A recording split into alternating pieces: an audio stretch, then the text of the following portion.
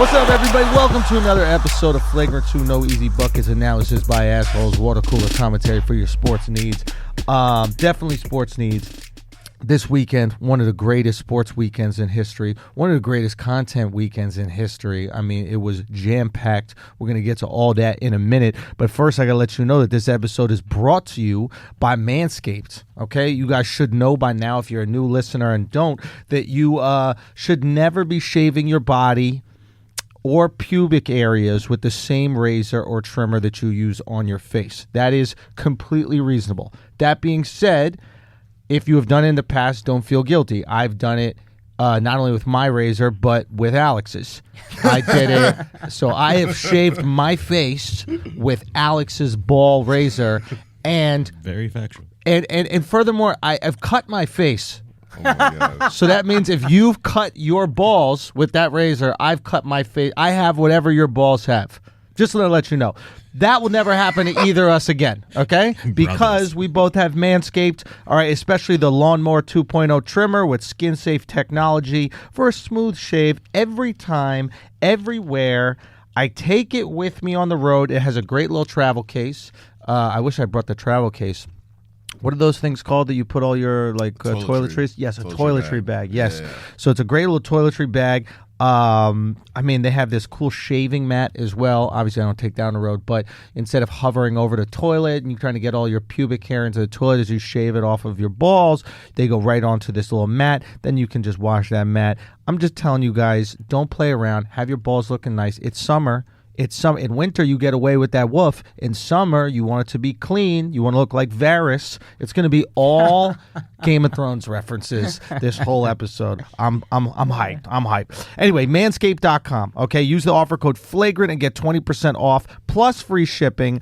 Okay, these guys are shipping this shit to you for free. Again, go to manscaped.com, use the code Flagrant, save some money, get free shipping on anything you guys want and need. After you purchase something, let everyone know the army is strong. Okay, leave a review showing the world that we keep it tight over here, especially in our nether regions. Manscaped.com, offer code Flagrant. Now, let's start the show. I'm here with Akaash Singh, Real Life Cast, yes, Alex Media, Eden. It's been an exceptional... What was that? Was that a woo? There's been an exceptional content weekend. We've had, let's see, we've had the playoffs. The NBA playoffs have started. Sports has officially started. My interest is now peaked with basketball. I have to be honest with you. My interest in watching games towards the end of the season waned seriously. Maybe it's because the Knicks were trash. Maybe it's I didn't have a. Maybe it's because the Lakers were trash. I usually like the Knicks, and then I follow LeBron.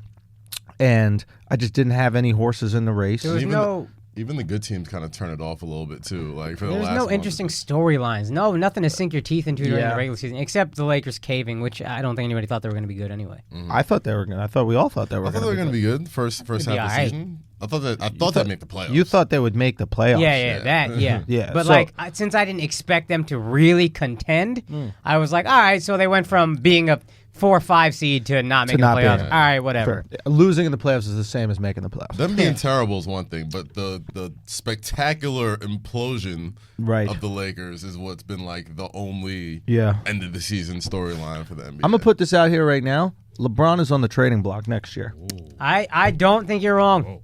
I don't think you're wrong. Called this. You said this? Yes. When did you say this? Yes, during the Anthony Davis thing. When I was like, yo, I like the Lakers. We talked about this. You should trade LeBron. I was like, yo, why wouldn't you just trade LeBron for Anthony Davis straight up? Like, who says no? On a Patreon app. We talked about this. Okay. Well, look. Like, all right, if you said it first, I would not be shocked, and I'll give you credit for it, Kat. I would not be shocked. The guy's 34. 34 years old. 34 years old. He's got 2 more guaranteed years left, and then an option. Great contract. Phenomenal contract. He has to play those 2 years. He's coming back from injury, so he's healthy. He's had the whole summer to rest. You get healthy peak LeBron for at least 1 year, and then you have slightly declined LeBron for another year after that. You literally can get anybody you want in the league. This is a conversation that I've had with people, and there's been mixed reviews on this. I think you can trade LeBron straight up for any player in the league. Absolutely. Even Giannis. I don't think you get Giannis. I think you get Giannis. I don't think they get Giannis better right now. Yeah. Why would the Bucks make that trade? No, I don't think he's better. Right now? I think Giannis better this year. I think that he has physical advantages over LeBron, which are minimal, but he has them. How many people could say that, though? No, not a lot. I don't deny that, but LeBron's IQ and experience is unmatched by any player in the league. So it's like, if I'm Milwaukee and I think I got the team to do it this year, put it this way, if you take LeBron and you put him in Milwaukee right now, oh, interesting. do they contend? I don't know. Healthy LeBron last year, yes, but this year, No, healthy LeBron this year. Oh yeah, they contend in the East. Absolutely. I think they make it out of the East easy. I think the East, and I think that they give Golden State problems. There are issues. They have guys that can hoop. It's a better team than Cleveland. It's a better team than Cleveland. Even the better question is, what does Giannis do for the Lakers? Like, does he take what LeBron and them couldn't make work? Yes. And make that work? You think yes? Yes. Go. Why? I think LeBron wasn't as fun to play with as people thought he would be. I think LeBron brought a lot of drama with him. I don't think Kevin Durant is wrong in that he doesn't necessarily mean for it to be toxic. Right. But it's toxic around LeBron. No, you're right. Can I ask you this question? Right. 25% of the way through his contract. Right. Is this the... Go on. Wait, y'all don't eat a banana like that? You just kiss it up and down before you start eating it? I don't know. I never... When do you think Tory Lanez is going to bite this on his Instagram?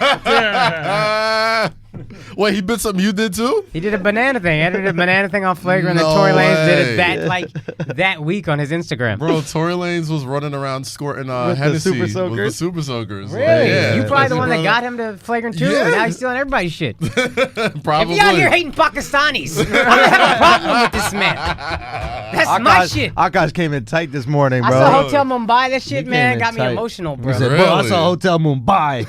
You guys seen that movie? You guys even know that's a movie? I'm looking through all these notes that I want to talk about for the show, for the videos, and he's like, man, I'm like, here we go, bro. I'm gonna have a whole fucking. This is gonna be thousands of years of oppression I'm gonna have to hear about. That shit is coming. I just want to look at this Manscaped ad and see if I can get the words right. See the smoke coming out of his ears. But you know what? There was smoke coming out of his ears. Not as much smoke coming out of his Hotel Mumbai. Oh, there it is. All right. That's going to be a good one today. It feels good. It was set on fire. He's not inaccurate. He's not wrong. So I got you heated it. And I empathize. You know why? Why? Because after my mom saw Braveheart, yeah, my mom was fucking tight for like 3 days straight. Really? Yeah, really upset. So like that, probably you're having that kind of visceral emotional reaction. Yeah, that shit was rough. Jesus. I forget I was in Dog, I was supposed to be in Bombay then. Like the train station they shot up, I was supposed to take a train that stopped right there. Really? Yeah. God damn. Yeah. Do you think that like they call the terrorists like Bombay? Like, That's a flagrant dad joke. like B-O. That's a flagrant dad joke. That's a flagrant dad joke. B-O-M-B-B-A-E. Like Bombay. You know what I mean? Man. Oh, it's fucking, that was so good. Okay, so you saw the movie and then you came, like you went with your girl or what? Yeah. Now, what happens after that? What do you mean? Do y'all bone? I don't think that's a movie you necessarily bone to after. So the mood is ruined. We bonded over some Indian love though. You we did? Bonded over Pride and Country, yeah. Really? Yeah. Oh, that was beautiful. Yeah. So what happened? What y'all discussed? Y'all had a nice little She read discussion? about it. She was real wrapped up in it. I tend to just leave shit alone. See, that's your problem. You were the girl that reads. I would never do that. See, that's why y'all fighting all the time, because your girl's too educated. You know what I mean? Don't do that shit. Get a girl who likes meme pages. Nah, man, you know, Indian girls fighting is the fun. That's what. I was the only one here who dates a woman of color. Right. I'll just let you guys know. I got bro. My girl's very brown, yo. Very black, dude. He said, my girl's very black. You know, you're going to get a text about this. Listen, I'm not very black. Okay? I'm a chocolate. See how I cleaned it up? I was like, she's very brown. She's brown.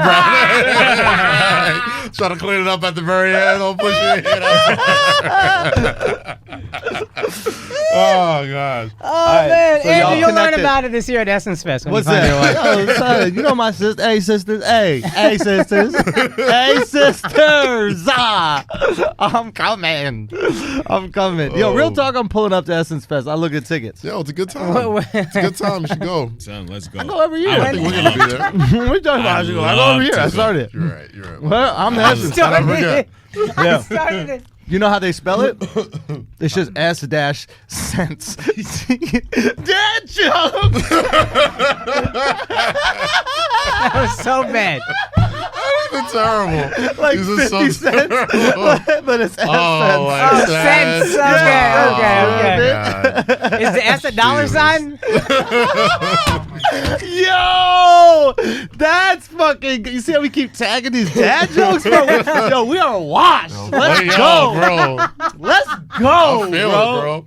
Speaking of wash, your boy LeBron. Tiger Woods. All right, we getting into it? I think we gotta get into it right Let's away. get into Wait, it, real bro. quick question about LeBron. Yes. All Oh, right. yeah, Is sorry. this so far the Yeah. worst decision he's made in his NBA career? Yeah. What, Going to the LeBron? Lakers. Going to the Yeah. Lakers. Yes. Yes. What the fuck? What? Ew. What's wrong with you? Bro, what? Looking at this camera, I'm like, what the fuck is going on right now? Y'all don't eat bananas like that? Wait, y'all don't eat the Did whole you banana? whole- Did you bro? have bread this morning? Say what? Did you have bread this morning? Yo, this kid he's like a child. I If know. he has bread, he starts acting weird His as blood fuck. sugar's I was too acting high, up. bro. Son, What when happened? we were driving in the car. Oh, I was acting up. Son, I was acting up. I was acting Remember when up, I didn't bro. used to drink caffeine? I was acting up. Was It it was like like that? that. It was like Like that. that? I was acting up, bro. I kept talking. Shout out to the guy who, what was the guy's name? Sam. Shout out to the guy showing us around Cleveland. He was the guy who manages the club, and I just kept like saying jokes, and he wouldn't get it, and I'd be like, "That's more for coastal elites." We're in working class Cleveland. Yeah, that's more of a coastal elite joke. You know what I mean? I can see how that went over your head. You know what I mean? Just like those planes that fly over your state. I just kept leaning into it. He had a good sense of humor about it, though. It was good. Oh man. All right. But what happened? Where were we at? Okay, so let's finish the LeBron talk, and then let's get into. Is this the worst decision he's ever made? Yeah, NBA decision. Without a doubt. But maybe decision. Period. Without a doubt. Yeah. Without a doubt, the worst basketball choice he's ever made. Because it's not a basketball choice. Like, him going to the Lakers was never about, like, we looked at it, we were like, oh, okay, they got some nice young pieces, but I don't think anybody who watches any basketball thought, oh, they'll beat the Warriors. Oh, they'll win the world title. Like, it wasn't a basketball decision. It was a great career decision. It was a great, for his after basketball He couldn't career. wait 2 years, 3 years. What's his media empire that needs to be built now? If I may say, I was just in Cleveland. I was about to say, you were just in And, Cleveland. You could tell. I could see how he might want to get out of there after a couple of years. Oh, do I have booger? Yeah, you're good now. What is it? You got Yeah? something on your. You're good. Or banana cum or whatever the fuck. Actually, I'm not gonna lie. I'm not gonna lie. Cleveland, where we were in it, we didn't see the whole thing, but it was pretty cool. Like I've didn't heard know that. dude. I didn't know this. You know that like that's where Rockefeller started. Yeah. You knew that? Yeah. I didn't put this together, right? So Rockefeller has oil. Mm-hmm. I never figured runs oil. I never figured where the oil came from. I didn't put that together. All the oil in America started in Western PA. I did not know that. Right? So it's like, didn't know okay, that. that's why As he's a in Texan, I thought we had the monopoly on that. Son, so did I. The whole time I'm like, it must be in Texas or something, or Alaska or whatever it was. Yeah. So it was Western PA, and that's why all those regions were stocked. They were like Western PA is actually close to West Virginia. Now you have all those coal miners who were balling back in the day. You had those millionaires at the time.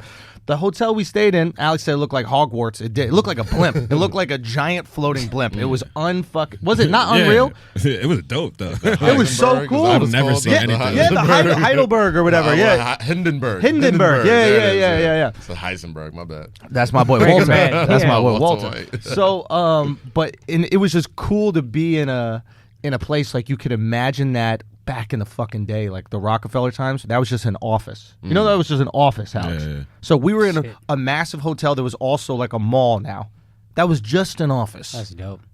That's the kind of Some wealth we're baller talking. shit. Yeah, like real time billionaire shit. So Cleveland was dope. I'm not gonna trash. That being said, you have the opportunity to go to LA.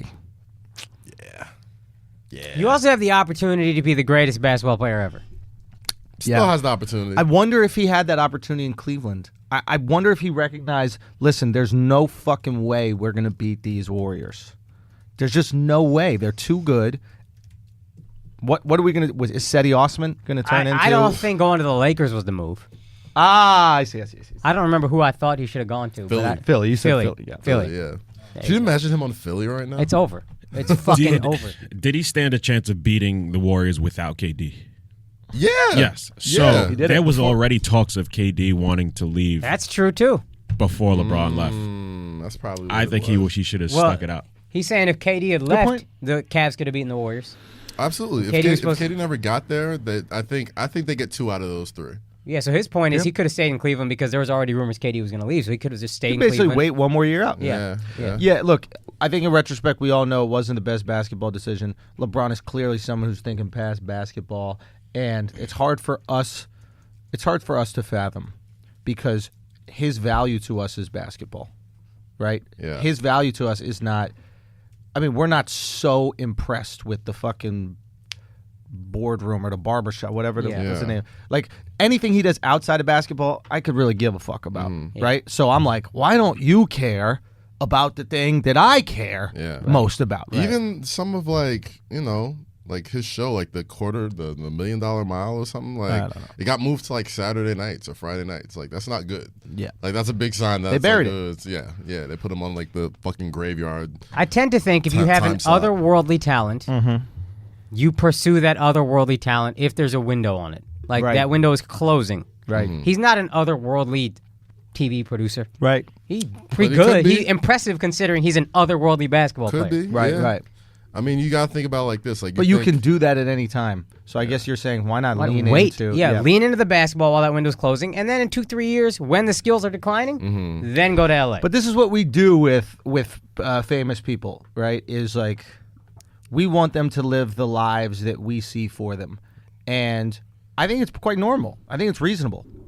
This is our relationship with them. Yeah. Our relationship with them is based on one thing. Yeah. So it's like I want you to continue doing that one thing, and then when you divert off of that, it's disappointing. More and that's specifically, what it feels like. my admiration of you is based off one thing. Right. I'm not going to admire LeBron really as an otherworld anything like I am basketball. Right. He's a good businessman, not as good as he is at basketball. Okay, this whole idea, like, it's very easy to do business when you're LeBron. That's another thing. It's like we're giving Rich Paul too much. People are acting like Rich Paul's this fucking genius. It's like you walk in the room and then they go, "We'd like to work with LeBron," and he goes, "Okay." Well, they built themselves to that point though, because at first Rich Paul's looked at as just like, oh, you're just his flunky. You know what I mean? But he's got the This Corvette undefeated engine. Kaz talking. Uninterrupted Kaz. You understand what I'm Just saying? the point, Like, though, one thing I say, Yeah. I think they were one of the first people to recognize how much leverage they had. I think a lot of athletes underestimated their leverage. A lot did. And then LeBron was like, no, I can dictate wherever the fuck I want to go. Like, I honestly think that's his biggest contribution to like the game. Just like player freedom and being able to be like player leverage. Like, He tipped the scales. tipping the scales, taking a little bit of the power out of the owner's hand. The owners still absolutely run shit, but like LeBron's the first person that really like shook up the fucking status quo as far as like player and owner relationships and being able to dictate where you want to go and all that type of shit. Yeah, he broke the this like old moral code, which was there's something valuable about staying with the same team. Yeah. And there's absolutely nothing valuable about it. I mean, we just rewarded Dirk for doing it for his whole career, but it's a meaningless thing. Like you play this game to win, you go where you can to win, and we're going to knock the fuck out of you for doing it because we're hater-ass fans. But at the end of the day, the history books will remember your rings. Yes. Okay? That is all they'll remember. All your accolades. That's it. They would never remember, what is the guy's name? Bernard King. They would never. Bernard King played for the Knicks. Yeah. So they would never remember Bernard King's tenure with the Washington Bullets. Yes. I believe it was. Bullets, yeah. Right. I think as one of the flashiest and most exciting players in the history of the NBA. They will remember him because he has 2 rings with the New York Knicks. Simple as that. So say what you want about KD. Forgotten without those rings. To me, it's like a relationship a little bit. Like you got your wife, your whatever, your girl. If they do right by you, if the organization does right by you. No, Walt and King were on the same team. Were they? Yeah. I didn't think King had a ring. About this I didn't want to question y'all on Knicks shit. I'm pretty sure but I didn't think King had a ring. Yeah. Bernard King was like late 80s. So maybe it's not King I'm thinking about. Who was Claude. No, Clyde and there was somebody that came over. And fucking Black Jesus. What was his name? Earl Monroe? Earl Monroe. There you go. That's who you're talking about. Was that on? Was on the bullets now? Wait. Does Bernard King have a ring? Earl of Pro. Earl. Okay, so maybe it was that. It was there was somebody who decided I wanted to win. Yeah. Maybe it was Earl Monroe, and it was like I'm gonna take this ego check because it's Clyde's team. Yeah, Black But- Jesus. For the Baltimore Bullets. Baltimore Bullets, That's not what it Washington was. Bullets. Gotcha. Baltimore Okay. Bullets, which is a hilarious name for The a most team on-brand with name. tons of bullet fire, or a city with tons of bullet fire. Yeah. Okay, but what were you saying, Akaash? I think if the organization does right by you for the most part and you leave, then I feel like you are an asshole or whatever. Like LeBron, the first time he left Cleveland, I didn't like him going to play with Dwayne Wade, but you gotta leave Cleveland. They're fucking idiots. Yeah, Right. yeah. I think even KD to a degree, well, actually, I think they did a pretty good job building the team, but trading Harden, that's enough for me to be like, all right, you know what, maybe I need to step away from this organization. Again, hated where he went. But leaving if your organization is stupid, why the fuck would I be loyal to you? And most organizations are pretty stupid. I'm agreeing with your Dark's point. part, for the most, like the Mavericks have been a pretty like well-run organization. They like, fucked up they've had- after they won the championship for about 5 years, but up until the championship, they did a great job. They were always they in the mix. always did right by Yeah, them. they always drafted well. They were always in the mix. They were always in the playoffs here and there. Like, After they won the title, it felt like they got a little fat.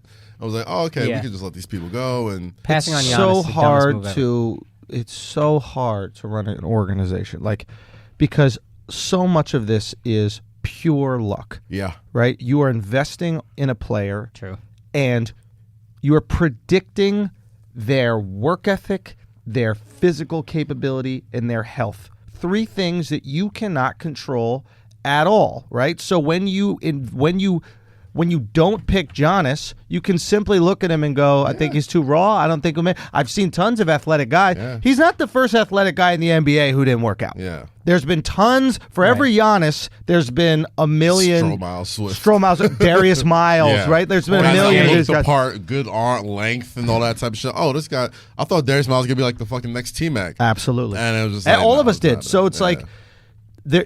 I empathize with organizations, and I'm hesitant to call them dumb unless they're truly like the New York Knicks are dumb, right? That's but fair. some people are making the best moves that they think they can, and these guys do not. Like the Lakers drafted pretty well. I don't think that like Brandon Ingram is supposed to be better. Oh no, they've been smoking the summer league for the past couple of years because they draft very well. What's the guy's name who they traded to New Orleans? Fucking Julius D'Lo. Randle. Julius Randle, decent player. D'Angelo D'Lo, killing Russell, it. They Brandon drafted Ingram, well. yeah. They did what they had to do to get the best player in the league. He got injured, so you don't make it into the playoffs. And then your other guys just can't step the fuck up. Yeah.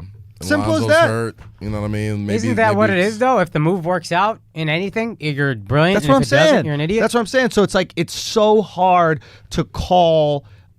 It's so hard to call to give credit to either one for an organization because it's pure luck. You're rolling the dice no matter what, and you're basically trying to get a die that's only going to land on 2 or 3 things instead of 6. I think draft-wise, they were well. I think it was just the front office moves, like as far as like people they signed. And who wouldn't go after LeBron? Like, Not even just LeBron, but like fucking signing like Mozgov and like Luol Deng. If you make miscalculations, I think we agree on the general thing, but I think sure, this is luck, but that's how it is. If it works out, I'll call you a genius. If it doesn't, I'll call you an idiot. And that's how and you're like, it's all luck, so I'm not going to judge you either way. I'm like, no, look, I'm going to judge you, but I understand that judgment that I'm giving to you is unfair. it's miscalculations. They just made some miscalculations. That's it. But the miscalculation of not trading for Paul it George, wasn't even 'cause he'll come- miscalculation. It's pure luck. So it's like, I know when I call you a genius organization, it's like, this is pure luck, buddy. Like, or not pure luck. It's like 80% luck. And I know when I call you an idiot organization, I'm like, this is also luck. You just got very unlucky. You think there's a few exceptions, though, right? Like, I would say the Knicks. Spurs. Knicks are pure exception, bad. Spurs, pure exception, good. Yeah. Because the Spurs have such an amazing culture and structure, and they sign character guys And they're in the before right they city, sign. too. I think that's Sure, a big thing. sure. They're in a But They're in the right city. but they're also signing personality. Like they would have they would rather a shittier player Right. that will do exactly what the team needs than a really good player who's going to be Kyrie and be insubordinate and Right. break up that chemistry. Right, correct. Like Kyrie could never play. Yeah. Pop would probably never want a Kyrie. No. He has he'd like lie a about system, it, yeah. but he would never want it. That's why a guy like DeMar DeRozan fits so well over Perfect. there. He's the perfect dude for them because it's like you don't need to ask him to be a superstar because he's a star, but like a superstar, like 1A type of dude, you never need to be because like Popovich and like the culture and like the players, all the supplementary parts around him makes up that gap between like star and superstar. Yeah. That, like, And they made the LeBron takes playoffs. you. And they won. They won their first. Who they beat? Beat the Nuggets, right? Yeah. Yeah, they beat the Nuggets first game. Like they stole home court advantage, what they always do. So drafting, I get, can be luck. What do you say to other things like the Mavs wanting to say? Well, I guess Giannis is a draft pick. They wanted to save money, that's why they passed. But I would say to the Lakers, not trading for Paul George because he's just going to want to come here. Yeah. Not trading for Kawhi because he's just going to want to come here. Arrogance. And now you're fucked. I would call those stupid decisions. Yeah, but let's say Paul does want to come. Then That- it's genius. Right, so it's like it's so fucking vulnerable being in that position. You need some luck. You're like Yes. you're mitigating like a fraction of circumstance. I guess that's what it is. When you're a team owner or like a president or GM, it's like your ability to control the game is tiny. So you have to get every bit of that right. Right. And the elite teams do it. Yeah. The Spurs do it. Yeah. And even with that, they can't even guarantee wins. To Like your point, I really respect the moves the Raptors have made the last few years, Yeah. and they can't get it done. they can't get it Like, done. I think great moves all the time, and they can't get it Can't done. get it done. That's how fucking vulnerable Yeah. this shit is. Like, if you're a team and you manage to get Steph Curry and a couple pieces, you're in the finals. You know that if you manage to get LeBron and at least a couple pieces, you're in the finals. Right. Everybody else, you just got to fucking hope for an injury. Yeah. Yeah. Anyway, All right. let's get into the big deal of what Yeah. happened here. There's a bunch of things that we want to discuss today. Part of me is like, Akaash before was like, should we hold off on Tiger and then like close strong on Tiger? Should we get right into it? I think there's something else that I want to hold off to. Okay. But let's go on Tiger. Today, we're reflecting. This is Monday. This episode will come out Tuesday. Yesterday, we witnessed two colossal events. This was so cool. So rarely now in culture do you have Super Bowl moments. And I don't mean Super Bowl in terms of the actual Super Bowl. I mean moments where, because of streaming culture, the entire world is watching one thing at one time. Appointment television. Appointment television, right? Now, something comes out on Netflix, we'll watch it all at different times. We've actually become way less connected because we can't have that small talk that really people needed at the office, that water cooler commentary, if you will, your sports right? needs. So for your sports needs, for your Netflix needs, for what content, whatever it was. That's what your souls need. Souls needs, boom. So there is a time right now, right, for the next 6 weeks, everybody in the world is watching Game of Thrones, and that is a connector. You meet a new person, instead of going, what do you do for a living, or where are you from, whatever these like nonsense questions are, just so you can find a little morsel. Search for a connection. You can search for Here it. it is. You know what it is. You step up. You make some reference about it. That person gets it, and immediately you've connected with another human being. Immediately, right? It's like bumping into someone in another city that's wearing your same college shirt. Yeah. You're like, Right. oh shit, Gauchos, Yeah. right? Oh Yeah. shit, Buckeyes, right? And then boom, you have that connection. Alpha Kappa, whatever. We are all Team Stark Yeah. for the next 6 weeks, Right. or Lannister, or whatever it is, right? And you have this amazing moment, and it's why, if you can get there with traditional appointment television, it's a way more effective form of content, because truly we want to connect over something. Tiger provided that for us Sunday at the Masters. He got the entire world. I'm 35 years old, so there was a time in my life where we listened to sports radio. We listened to games on the radio. We're driving back. I landed from Cleveland, and I'm in the Uber home, and I was like, Tiger's on. Let me see if I can catch it. I get AM on. I press Seek.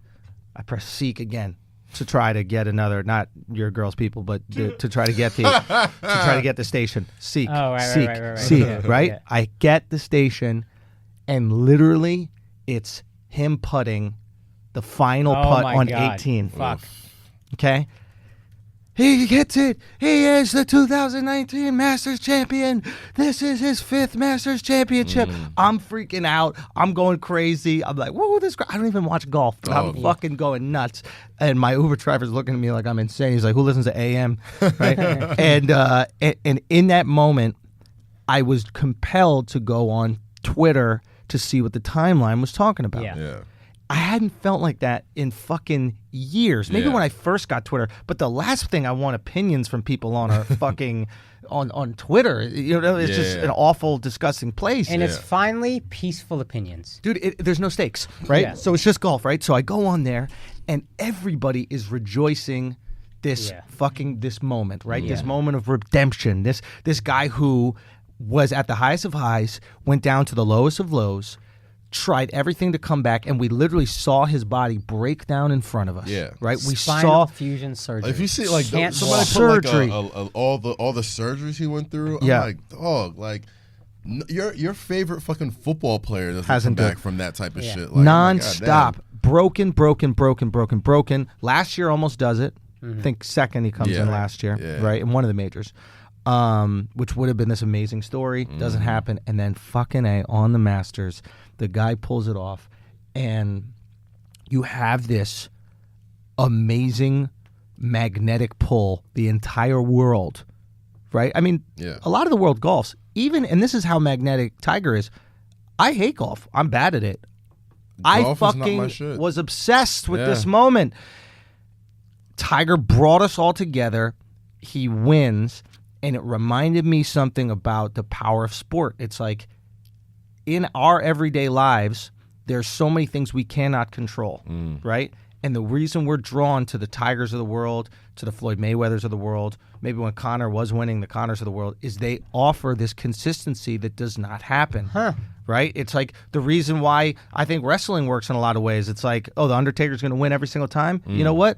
Not a lot of things happen for me every single time. Yeah. I it's nice to know that I can go and I can get that thing. I'm gonna get my feel good. My feel good because I don't have a lot of feel good moments. Yeah. You know, I don't know what's going to happen to me That's at why work. TV and movies usually have happy endings. Yeah, because we need it, right? Because life doesn't, right? It's like I don't know if I'm going to hear from my folks, or I don't know if I'm going to get back with my girlfriend. I don't know. So much I don't know. And then you go in that moment and you see the guy against all odds, fucking do it at 43. You're an old man. Like, I'm 35, my body's breaking down, and you see another fucking old man whoop these little young kids' asses, dude. Because sports is the great life metaphor, bro. Fuck. It's a great life metaphor. It's what brings us all together because, like, if you didn't watch that shit and didn't think, like, no, man, like, we've all been fucking down. We've all gotten our ass. Like, life has kicked everybody's ass. And there's not many people whose life has had his ass, who's got his ass kicked by life. Yeah.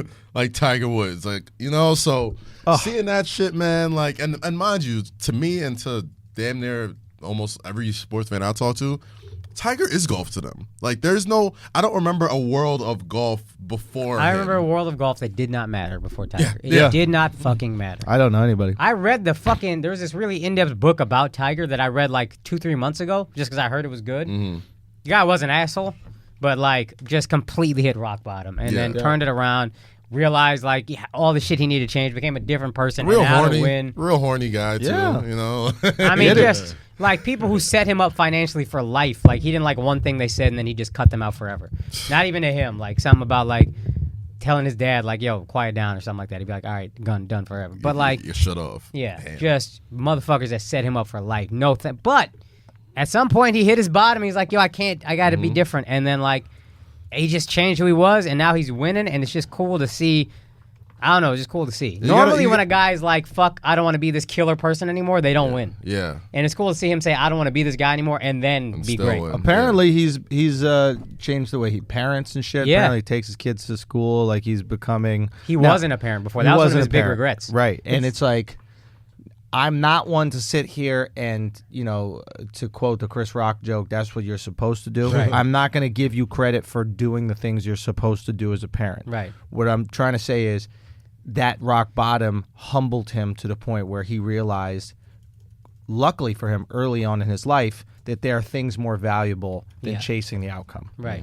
And it seems that he has made that transition, and then life rewarded him for it. Yeah. Yeah. I mean, to win the Masters. It's so sweet that he actually won it at the Masters too, because people forget, like, when he was like stinking it up and hitting rock bottom, like that whole like club of Augusta took every shot to like shit on him. And like, you know, especially when he got caught with the cheating. And, Oh, like, really? you know, I didn't know that. Oh no, yeah. That's what makes it that much more sweeter. Like that his first win was back at that place where they damn near shunned him. You know what I mean? Like they Augusta did? Yes. Like they damn near The balls like, did not on want them. him. Exactly. Take a moral high ground when you don't even let women onto the course. You know? Yeah, and it's one of those things where it's like, how dare he cheat? What do you think the men are doing at your course?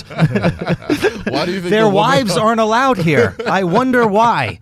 I think he also butted. Maybe if I'm remembering this correctly, I think he also was like a dickhead to the director of the Masters. Something like that. But yeah. so then he was like, "All right, this guy's always been a dick to me. Fuck him." Fuck Yeah. him. It was on some shit where it's like, oh well, you know, Dog, like if a reporter, this guy thinks he's bigger than the game. He's bigger than the Masters. He is. Like now, look at him. Look at this motherfucker. Like there's basically on somebody, yo, now like kiss the ring type of shit. Yeah. And like I guess he kind of had to until like, you know, now he's back. Where again, it in is. fairness, Tiger was the #1 kiss. If you were a reporter and didn't constantly ask him like easy questions, if you asked him one tough question, he would turn on you forever. Like reporters, he was like cool with, had a good relationship. They would ask him about some shit they had to ask him about, and then or like a bad round or something like that, like as an example. And then he would be like, "Why would you ask me that?" And then just never to fuck with them again. Like he was like, I got the book if anybody How do you wants to read feel it. about that? You gotta let people do their job. Like if you don't like it, fine, but you can't resent a person forever for doing his job or just be an asshole to the media. Even on a certain level, like I would respect that. Keep that same energy as opposed to, hey, I like you. Just make sure you always ask me very easy, nice questions. Right. Yeah, it sounds Trumpish. It does sound very Trumpish. Yeah. It does sound He very was raised by Trumpish. his father and his mom to be They a do still fucking golf together, killer. by the way. Huh? They do still golf together, by the way. I'm not surprised. Yeah, like what's his, So okay, so yeah, I'm trying to understand What's if the you're the president, who else are you relationship gonna golf with trying to understand the relationship with the media that these athletes might have, because the media are leeches in a lot of ways, right? Yes. When you're doing great, they can't wait to compliment you and you say you're great, and then when you're doing shitty, they just want to shit all over you. So there has to be some resentment that you develop towards the media when you realize, oh, they're just being nice to me because it gets them a scoop. They're manipulating me as much as I'm manipulating them by being tough on them for asking the question. This is not an authentic relationship. So does it require Tiger's authenticity? Probably not. I don't Probably I not. don't know if I'm following necessarily what you're saying. What I'm saying is Meaning it's fake. This is what I'm saying, right? Right. So meaning Tiger's not a stupid guy. Right. So on some level, he recognizes that this relationship that he has with these journalists is not real. It's Okay. not, hey, you're my buddy. Right. It's, hey, I'm Tiger Woods, and it's advantageous for you to be nice to me for you so that I tell you certain things, answer your questions at the press conference, get you certain scoops, etc. Right. So you're just manipulating me. So and guess what? I'm going to let you manipulate me. I'm going to let you leech off of me. And then all of a sudden, you're going to bash me in this interview after I let you leech off of me? Fuck you. I don't got to answer your questions. So I think on some level, I understand. If I that think was it's- all it was, I could kind of understand it. And again, if anybody wants to read the book, I retain shit pretty poorly, especially right. for an Indian. But like, it's a great book. But like the guy who set him up with his lawyers, who like fought I'm for talking him to about get journalists. Yeah, but I'm saying Just answer that. just answer journalists. yeah. I can maybe see where you're saying. My issue with Tiger was consistently. No, but in we're life, talking but about if it's just journalists. Yeah, athletes in general and journalists, there's this contentious relationship. So it's like, but I on some level, I understand it. Like, I honestly think it's because it taps into like Tiger's and most star athletes like sociopathic competitive edge. Right. You know what I'm saying? Like if you're that good and that dominant on what you do, how far on the totem pole does media really fall? Like you have so much shit to worry about. I think you're right about that. It's like, and I think there's twofold to it. Yeah. And this is just something I realized recently with the seizure video. When the seizure video went viral and all these articles started being written about it, they were all inaccurate. Yeah. On some level. Yeah. So if That's valid. right, so it's like if I see the glaring inaccuracies in it, Right. Tiger's going to read articles about himself and be like, I did not say that. This did not happen here. This story is complete bullshit. And that happens every day for him. Yeah. Eventually, you're going to be like, these motherfuckers are just writing whatever they want to write to get clicks. Suck my dick to all of y'all. Yeah. So that, I would say, suck my dick to all of y'all, fine. And I guess it's the lack of authenticity for me is always the thing. Right. So, like, I think you would, generally speaking, offer authenticity and consistency with however you treated any group of people, right? If you're, I'm going to answer the softball questions in the most phony, I'm a great person way possible. Right. And then when you ask one question I don't like, fuck you and only you forever, then I don't find, if you consistently, like Rick Carlisle, Mavericks coach, a dickhead to the media all the time. Right. It's not nice, but you respect the consistency of it. Right. All of you guys always get shit wrong. Like you said, they all on some level get some shit wrong. Yeah. So all of you go fuck yourselves. Right. I don't need to deal with any of you. I guess what you got to do on a go Alex. So I've actually thought about this in the past in terms of basketball players when they have their interviews after the game and how they speak to them. Yeah. And the theory that I came up with is that when you're operating at that level, their concern is legacy at this point and how they want to be remembered. Right. So it's like, hey, when the media covers me, I want it to be good coverage. When you see me, I want it to be good. So that's why they put on that bullshit voice and they speak all proper and shit like that. So I think you're 100% right. I think that it's not only legacy, right? It's like I think that you have a responsibility as an athlete to control your narrative. Mm-hmm. It's why LeBron has uninterrupted or undefeated. Yeah. Uninterrupted, right?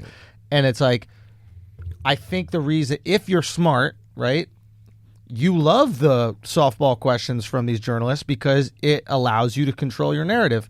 And if you get these dickhead questions from the journalists, while that is the journalist's job to like get this information, you're like, well, that information don't help my legacy. Why the fuck do I care about your legacy? Right. You think I need you to write about me? I'm Tiger Woods. Okay, Right. Dustin Johnson needs you to write about him. Right. Right? Like, you know how the paparazzi and journalists always go, you need us just as much as we need you. Not all of you. Not with Tiger and not with golf. Tiger- Like, I am golf. Golf bro. needs Tiger. This Tiger whole don't shit need golf. shuts down if Boom. I ain't here, bro. So it's almost like the Jordan rules with the journalists, where most journalists really kind of like kept a lot of shit quiet because they recognized how important Jordan was to the game. The magnitude of how of importance to the game. That's why I said, like, on the bottom of the total, like, media appearances on the fucking very bottom of the total. So imagine pole you're comes that Tiger, shit. like, I am, like, y'all see black people out here Yeah. at a golf event? Do you know what I mean? Do you see what I'm doing to the sport? I'm revolutionizing Check the the sport. ratings. Check And the ratings tomorrow. you're upset that I'm at One Oak? Do you know what I'm saying? Like, you see young, cool kids at a golf event? Yeah. Like, what? I brought youth to this shit? I'm changing this sport that was literally dying out. And y'all gonna ask me what extracurricular activities are? I'm the only reason motherfuckers are reading your articles. I'm the reason why you got all these young kids reading your articles. You should be kissing my... You got a job because of me. But he to can't you- say that because then he's an asshole. No, exactly, you- exactly. So then he's just like... So I think him and a certain stature of players are just like...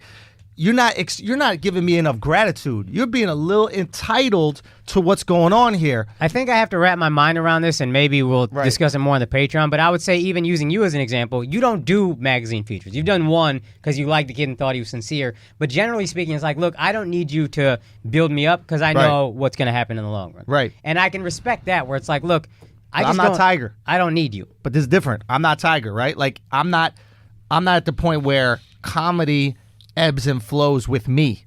Right.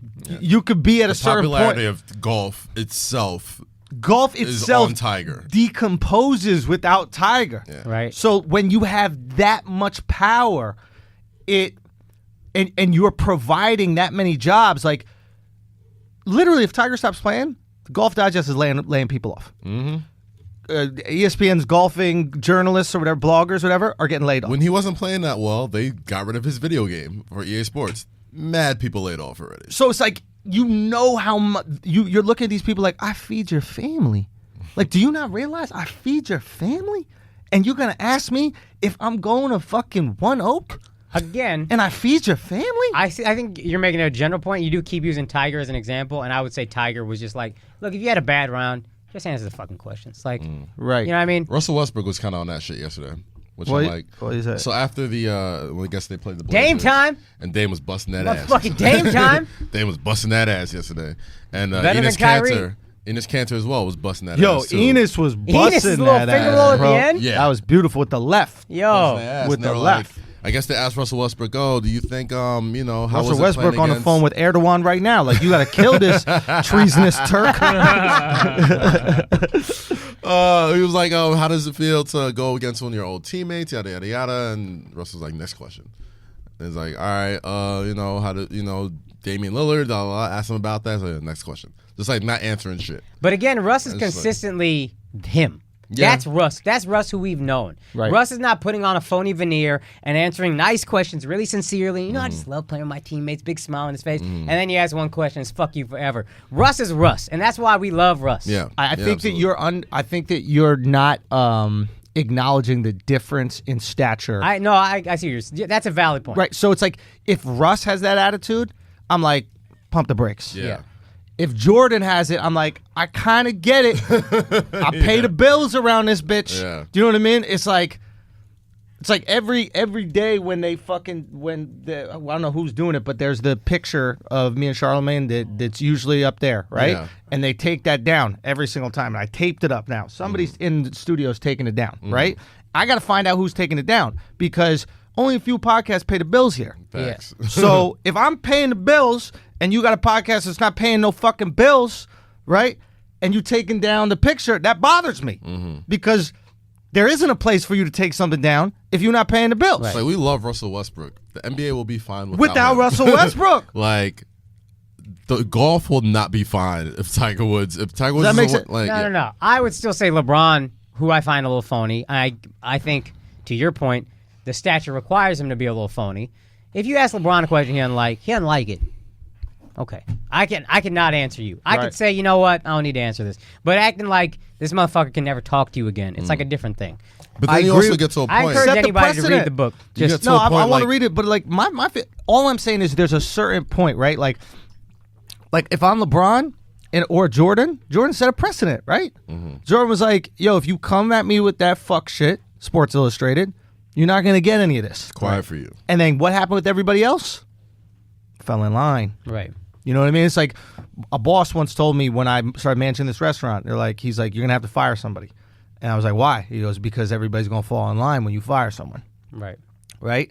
Because they know that you're real. And Jordan did that, and then everybody kept it real. I mean, Jordan was out banging hookers, doing coke, and playing blackjack every fucking night of the finals, and nobody said shit. Because that's Sports Illustrated.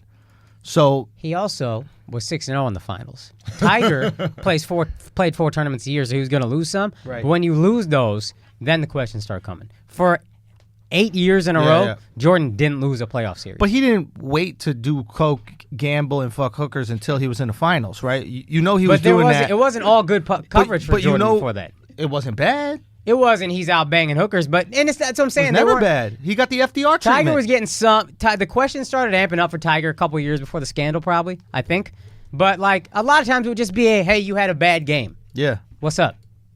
All right, you can answer that. Yeah. All right.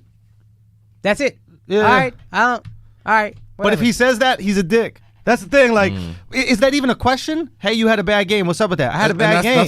That's why I keep coming back to it. Like, I think it's deeper than that. I think that sociopathic, like, competitive drive. It's like to be that good, like at his peak when he was just fucking banging out majors every fucking week or whatever like that. Like, you have to have such a laser level of fucking focus and drive that like. Why are you even asking me? Yo, fuck you. That's, You know what I that's mean? the other Like- thing. It's like the fact that we even have a press conference afterwards after a loss. It's like not making your girl come and then they put you in front of the reporters and they Imagine start having to do asking that you, shit. like, so why do you think that she didn't come? Well, I came too fast. Well, Why do you no, think you came too fast? Well, I don't know. I was I trying think really maybe I hard. should I have get your started point. with some I know. box eating. Like, what the, you know what I mean? And they're just drilling you. Like, do you think that you're inadequate? Do you think you don't have it anymore? And like, well, I hope I I still think I have it. still have it. I'm still trying. Yeah, it's like, let me get out of here and go practice so I can fuck my girl better. Why am I talking to you idiots, you know? They should really do that, yo. Real talk, I wouldn't show up. The fact that motherfuckers show up to that shit after an L, forget. No, next question. Bro, that's the most brave shit. I'm just here so I don't get fined. Facts. That's the only thing I'm going to say to all these Facts. reporters. Which is the illest. The illest line of answers ever. The illest line of answers Whatever. ever. We don't have to go on too long about this. But, okay, so any more thoughts about Tiger? I mean, I just think it's, just on a sports story. Greatest comeback in history. It's up there. It's up there. What's better? People keep saying up there, but I feel like they just don't want to commit. It's the greatest. Dog, nothing is great. Greatest comeback in sports history. Look, bro, the Cavs and Warriors. Yeah, man. that 3-1. 73 wins. This bro. ain't 3-1, bro. There were 73 wins in the finals. This is 10 years to 0. You know what I mean? Yeah. Like, my man didn't win since 2008. Yeah. Up there. I mean, it's up there. 3-1 is insane. Yeah, bro. so 3-1 is so against bro. that team. My man couldn't against walk. that team. I give him that one. In the finals. I give I him get that. it. No, if you say Tiger's the greatest comeback, I'm not gonna. My argue man with you. couldn't walk. Yeah. No, I know. It's also golf. That's fair. That's fair. I can't argue with that point. I mean, bro, fair. like it's not a contact sport. Like, what do you? Yeah. How's your neck really that fucked up all the time? Like nobody's like. Son, I never like understood nobody it. asks these questions. I'm I like, never yo, like, understood it. Who's getting injured golfing, fam? bro. I'm on, like, it was- yo, it you're was the not roids. going over the middle trying to catch it between like He Ray didn't Lewis get and Ed injured Reed. golfing. Like, He got injured because his bitch made him drive into a fire hydrant. That's what he got injured. What the fuck we talking about? Paint it however you want to. Torque. I read the book. They talk about torque. It was the torque when he steered in that fucking hydrant, his knocked that glutes shit wouldn't over. activate. Was that what they were saying? He couldn't activate the glutes when he was putting or something. No, that's what he was saying. That was God. one of those I hope excuses. she's miserable right now. I hope she is. Fuck her. I hope she's Fuck her. so fucking miserable just sitting there. I was miserable tweeting about this all the other day, but like, you know that she's at home watching about her miserable, she new dating boyfriend. You know she's at home watching her new boyfriend watch Tiger win the Masters, and is just elated. You know what I mean? Like, because it's not He like can't hide his happiness her from her. new boyfriend isn't gonna watch God. the Masters, right? Like, you have to watch the It's the Masters, and Tiger's coming back, right? I'm not a fan of golf. I watch it. I listen to it on the radio. So he has to sneak watch it in the bathroom, right? He's on the toilet, like, I'll be back there in a second, babe. And you just hear him go, yes! Yes! Finally! And you know what she fucking did it. do? You know what she did? Well, all women do. She probably sent him a little text. Good Like, so game. proud of you. Congratulations. Fuck out of here, And I hope Tiger hit him with the biggest. Bitch, get the fuck out of here. Nah, of who's all this? time. That's who you. Who Who's this? this? New number. New number? Who this? The kids are mine. You got to keep the kids now. That's what I would do. Send that bitch back to Norway, bitch. Fuck out of here, yo. Fuck out of here. Fuck out of But here. you've I'm never so been, you've tight. never been in that position as like the old ex that like dating somebody who's like she used to date somebody that you kind of root for and like she don't really like him like that no more, but you're just like, bro, Wait. like I'm a Jets fan. Like, what am I supposed to do? Wait. Explain the scenario again. I'm missing All right, so, it. all right, on so the you were peak. talking about your man's Right, yeah. baby bladder. Yeah. So you were talking about you know, her new boyfriend had to go watch Tiger Woods. Yeah. And like be excited for him. Yeah. While she was probably sitting there salty, right? Yeah. You've never dated somebody who like I dated a girl, right? dated a girl who used to date somebody that like Who you had an root ex. for? Okay. Have I ever rooted for one of my girl's exes? Yes. Like, for example, has an ex of mine ever dated an athlete Yeah. or something like that? Or let's hear this one. No. No, she No, did. I'm She so- didn't date Drake. I'm It saying was a like, rumor, yo, though. There was a funny rumor. It was a funny rumor going around, but no. listen, Come on, bro. I'm like, yo, Drake listen. not that stupid, bro. Come on.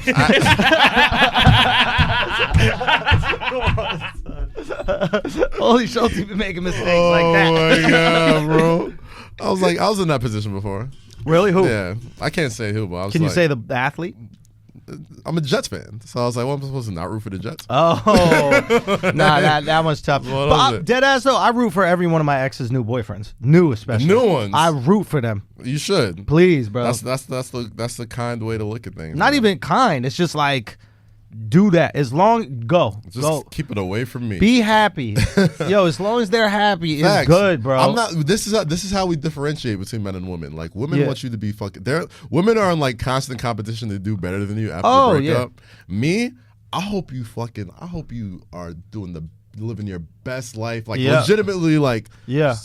honestly mean like I hope you become a millionaire. Right. I hope you're dating like the best. I hope you're getting the best dick. I hope you are happy as fuck. Yeah. Because I tried. Yeah. I'm just like, listen, whatever makes you happy, yo. Yeah, I want you to be happy. Not as happy as me, but I want you to be happy. I want you to I be want like you a to be little happy. less happy than me, but I still want you to be happy. Matter of fact, I don't really care. Whatever level of happiness you are, I want you to have it. Have it. Have your fucking happiness. But that's the thing. A girl only wants you to be less happy than them. Yeah. If they're A+ happy, you could be A- happy, but they don't want you to be A+ happy and they're B. That's like if you got if anybody if you got start kids, dating, right? yeah. Like there's somebody like if you got a baby mama, your life is only good when she's dating someone new. Like your baby mama's new boo is your best friend. Your peace, your solitude, your happiness relies in that man. Do not be competitive with that man. Because as long as they're good together, your life is good. Every one of my friends that has a kid has told me that shit. The second that the baby mama breaks up and they're alone and they blame your ass for being alone and leaving them with a kid, life is horrible. There should be a service where you could hire dudes to date your baby mama. It's called Alex. Wow. Oh, now So that's your shit, Alex? now we could joke about. Okay, That's your shit, Al. Alex? Okay, Okay. The Al. service is called Alex Media. You like the little baby mamas? They have good pussy. Oh, they Yeah. have great pussy. That's Yeah, why they they do. have babies. Yeah. You know, busting a girl because her pussy feels bad. It's got a good Yelp review. And they're like, and That they has a usually like walking Yelp review occupy. right there. It's like, yeah, this is worth nutting This it. was worth that. Alex, you can't even have sex with black baby mamas? The fuck, bro? I'm not gonna lie. I love girls with a kid, man. I was like, yo. They're occupied and shit. I I don't think bother. all women Yeah. need a kid because they do because it's like so many of these girls hate their job, right? But at least a girl with a kid hates her job, but she has something to focus on and use all that Oh, my mental God. time. Do you know what I'm You saying? just Like need to love something more than you. for real, Exactly. you just need. I need can't that be there humility. all the You need time. that. Do you know what I mean? I Yeah. can't be there for you all the time. I can't be there to discuss it. You just need something to occupy your fucking crazy ass brain. Okay. That's what it is. You have a crazy brain, and if it's not working on something, it's going to be working on what I'm doing. Right? The only reason you're looking at whose posts I liked on Instagram is because you don't have a kid to keep alive. The second you have a kid to keep alive, you don't give a fuck whose posts I like. Priorities is just It's shifted. priorities, Yeah, yeah. give a fuck. All you Yeah. girls that got 3 Instagram accounts, why don't you have one other for your kid? That's all you need to do. You have one other for that kid of yours. You have 3 others because you got no fucking kids. You have one other kid, and all you'll be doing is feeding that fucking thing and getting applesauce off of your sweaters. That should be your life. That should be your life. Women need kids. We need to promote Facts. kids. Thanks. More kids. More fertility. God More damn it. fertility. Yo, by the way, we got a new episode of Westerbros. Westerbros is back for Game of Thrones. Hell yeah. Mad fun. I want you guys to go check it out. Shouts to Game of Thrones is back, but Westerbros is up. We put the first episode on Flagrant 2 feed because we forgot the password to the Westerbros feed. I just got it. You got it right now? Okay, so we're probably going to put Nah, that keep one it up. on the Flagrant feed. But we might keep on the Family. Flagrant feed. Keep it in the family. We might keep on the Flagrant feed as well, but so y'all can check it out. But I know that there's people who listen on the Westerbros feed and they might not listen to Flagrant, so I want to like put it get on them. both. But we it's could do. it's a good welcome back to the But We so family. if y'all saw it, I'm assuming. But I figured out why Bran is so upset. okay. I think it's because he's been shitting himself and nobody's helping him. Right? Like he's just been sitting on his fucking seat and people like, y'all really just gonna not wipe my ass? Like clearly I can't take my own shits. I'm shitting on myself. You just keep throwing fox fur on my legs to cover up the smell, right? And this is why he's been so upset with his family. He's like, I'm not your brother anymore. And it's like, yeah, I wouldn't call someone my brother who just didn't wipe not my ass. brother. Yeah. Let me walk around these shitty ass drawers. Right? So, but the funniest thing is there's a reason his name is Bran. Because he needs to eat more. There's fiber. Oh god. Anyway, Yeah, more of He these ain't hot taking takes. his That shit. was- That's why Hodor affected him so much. Son, hold the door. I'm Yeah. shitting. Don't let these goddamn children of the forest in. I'm trying to take a shit. Hold the door. Hold the door. I haven't shit in 3 seasons. Let me take a shit. Hold the door. So more hot takes on Westerbros about it. Again, we are not experts. We don't know all like the crazy nerd theories, but we can Yeah. get in on ourselves. It's Yesterday very was my first time ever watching. really. Ever. It was very funny to recast the timeline. Oh, tell me. I was live tweeting that. I was like, yo, everyone's telling me, yo, you got to binge. I'm like, I'm not going to binge. I'm not Okay. going to go with no prior knowledge. You I are just ruining a watched. great experience for yourself, but it's very funny. I heard, yo, I was having a blast just like off of other people's reactions. Oh, Like, we should have how documented you- this. This would have been so cool. I mean, I'm to going to watch take next week some of- too, so yeah. Yeah, we should do a video of this. It's a. Yeah, we should do. Let's watch the next step together. Yeah, I'll do it. I was like, All right, this. bet. I'm like, dude. I'm like, fucking. What's the guy? The little person. The midget. The midget. Yeah, I'm like, bro. I'm like, this guy walks around with the biggest dick on the show. Like, he's mad little. I mean, comparatively, his dick is huge. Massive. Comparative, yeah. Like, It imagine has your to be. dick was half the size of your legs. Like, you would have an ego too, which That is shit really is the proportionally. size of his arm. real talk. Yeah, Proportionately, that's this guy jerks off like a headlock. He just hugged it. Oh, man. Dude, okay, baby bowel movement Schultz. I got to go take one. All right, baby bowels. You guys hold it on. What are we talking about? Let's get into want some of these to playoff. What you doing? Playoff games? Yeah, okay, let's do playoffs. Let's do do playoffs. it. Let's do it. All right.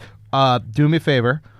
Do not discuss, because there is a very important topic that we're going to get to in a little bit, but Okay. don't discuss Kyle Lowry until I get back. Oh yeah. Okay, you please. guys start. Anything I'll, else? Don't discuss. I'll got wait that. on that. We got that. Um. Schultz knows Kyle Lowry. Yeah. Sadly, I would hate to know him right now. But yeah, lots of upsets. Lots of upsets on game Doug, one. I literally, Saturday, I'm not going to lie, I didn't watch the games. It's like, first round, there might be some good games, whatever. All upset. Lots of upsets. The only non-upset was the Warriors, which was so upsetting. That's upsetting. Sure. That's my Yeah. upset. And it's fucked up because like now Steph Curry has like 20/20 vision. So he's just like fucking tossing them shits anywhere. I'm like, yo, it's so fucking like how fuck this motherfucker was breaking records with half of his vision. What his happened? entire- He had astigmatism? Some shit where like he just didn't have like contacts or whatever, like he couldn't see. And like now he got contacts right before the finals and now he's just like going ape shit. Right before the finals Getting last rid- year? Right before the finals. Right before the playoffs this year. Oh, wow. He got like a vision wow. correction surgery and wears contacts now or some shit. Okay. Nuts. But fucking upsets, yo. The Brooklyn Nets. I've been trying to talk about more Brooklyn Nets on this You pod should talk about Brooklyn Nets. That's probably where KD for a going. long time. Yo, listen, bro, I'm not gonna hold you, man. Like, Why wouldn't he go there? it pains me as a Knicks fan because I'm just like, all right, if you're KD and you've seen everything LeBron went through, you clearly know it wasn't a basketball choice for him to go to LA. Yep. And everybody just pegging KD to go to to the New York Knicks, all right?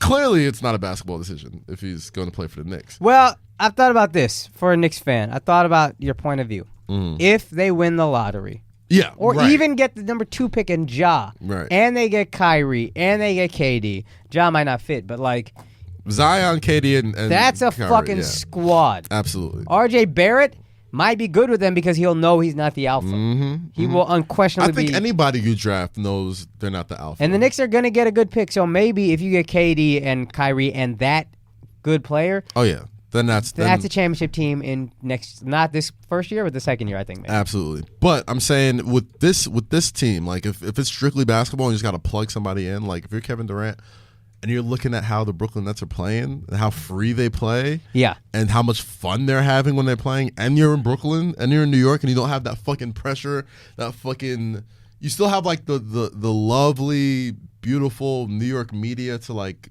hype you up and you're doing good, but Yep. you don't have that fucking insurmountable pressure of being a Knick. You don't got and, like, Dolan. you don't have Dolan breathing down your neck. You actually have like a really good and proven coach and like Kenny Atkinson, who's done like well with like lesser parts for most of his career.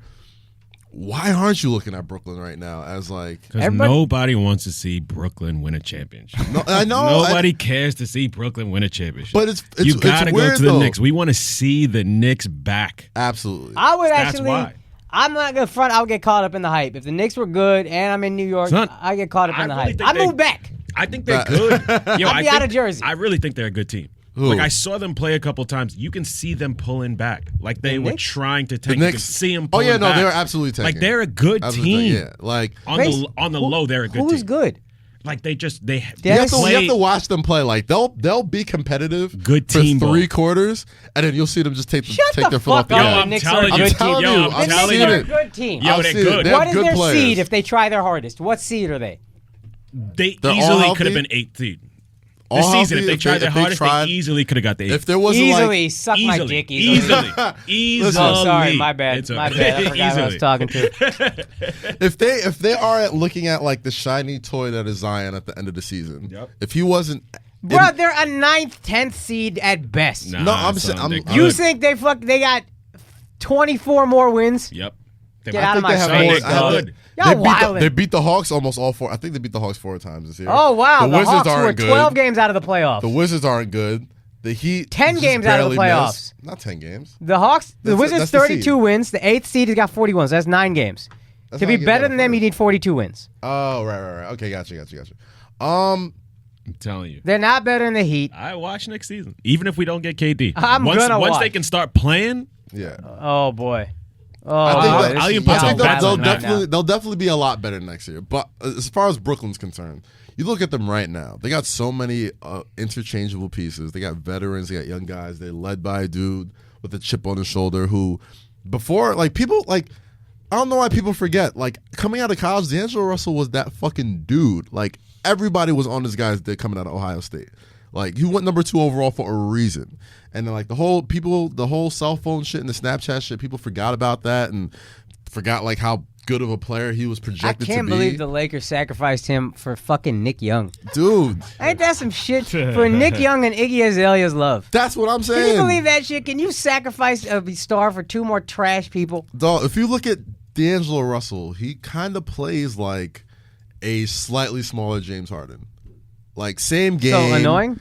Annoying, yes, extremely annoying. Like those fucking little pull-ups. He's not fast, Boring at all. He's very shifty, but like it's hard to game plan for. It's hard to like guard against. And like he was giving the Sixers, who I thought were gonna come out the East if they were healthy, giving those motherfuckers the blues. I gotta be honest. My friend from Philly, big Philly sports fan, said, I don't think, this was a week ago, he said, if the Sixers get the Nets, that's a bad matchup for them. I don't think they make it out of the first round. A lot of people said that. I think Boston might make it out, man. Milwaukee's, I think, a better team, but I don't believe, I'm worried about their lack of experience. Oh, I picked Toronto, actually. I picked Toronto to come out.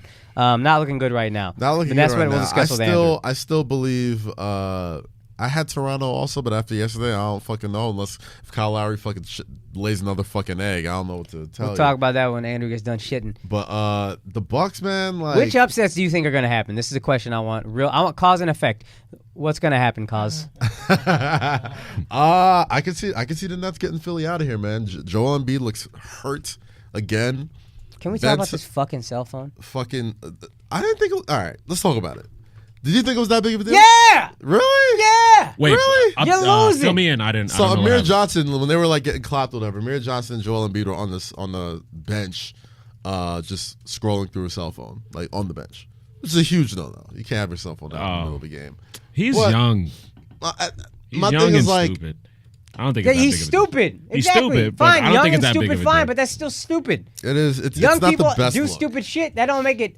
It's not as big of a deal if you're young, but it's still a big deal. Amir Johnson's not young. Joel Embiid's a match sort player. of young. Yeah. And Amir Johnson said, my daughter was extremely sick. Don't come to the game. You're not even playing. No one's going to fucking miss you. And no one's going to be like, yo, how could he not sit on the bench in a suit if his daughter's sick? Who gives a fuck? Come here and be a cheerleader. Yeah. No one gives a fuck. If your daughter is sick, go be with her. Yeah. No one needs you at the game.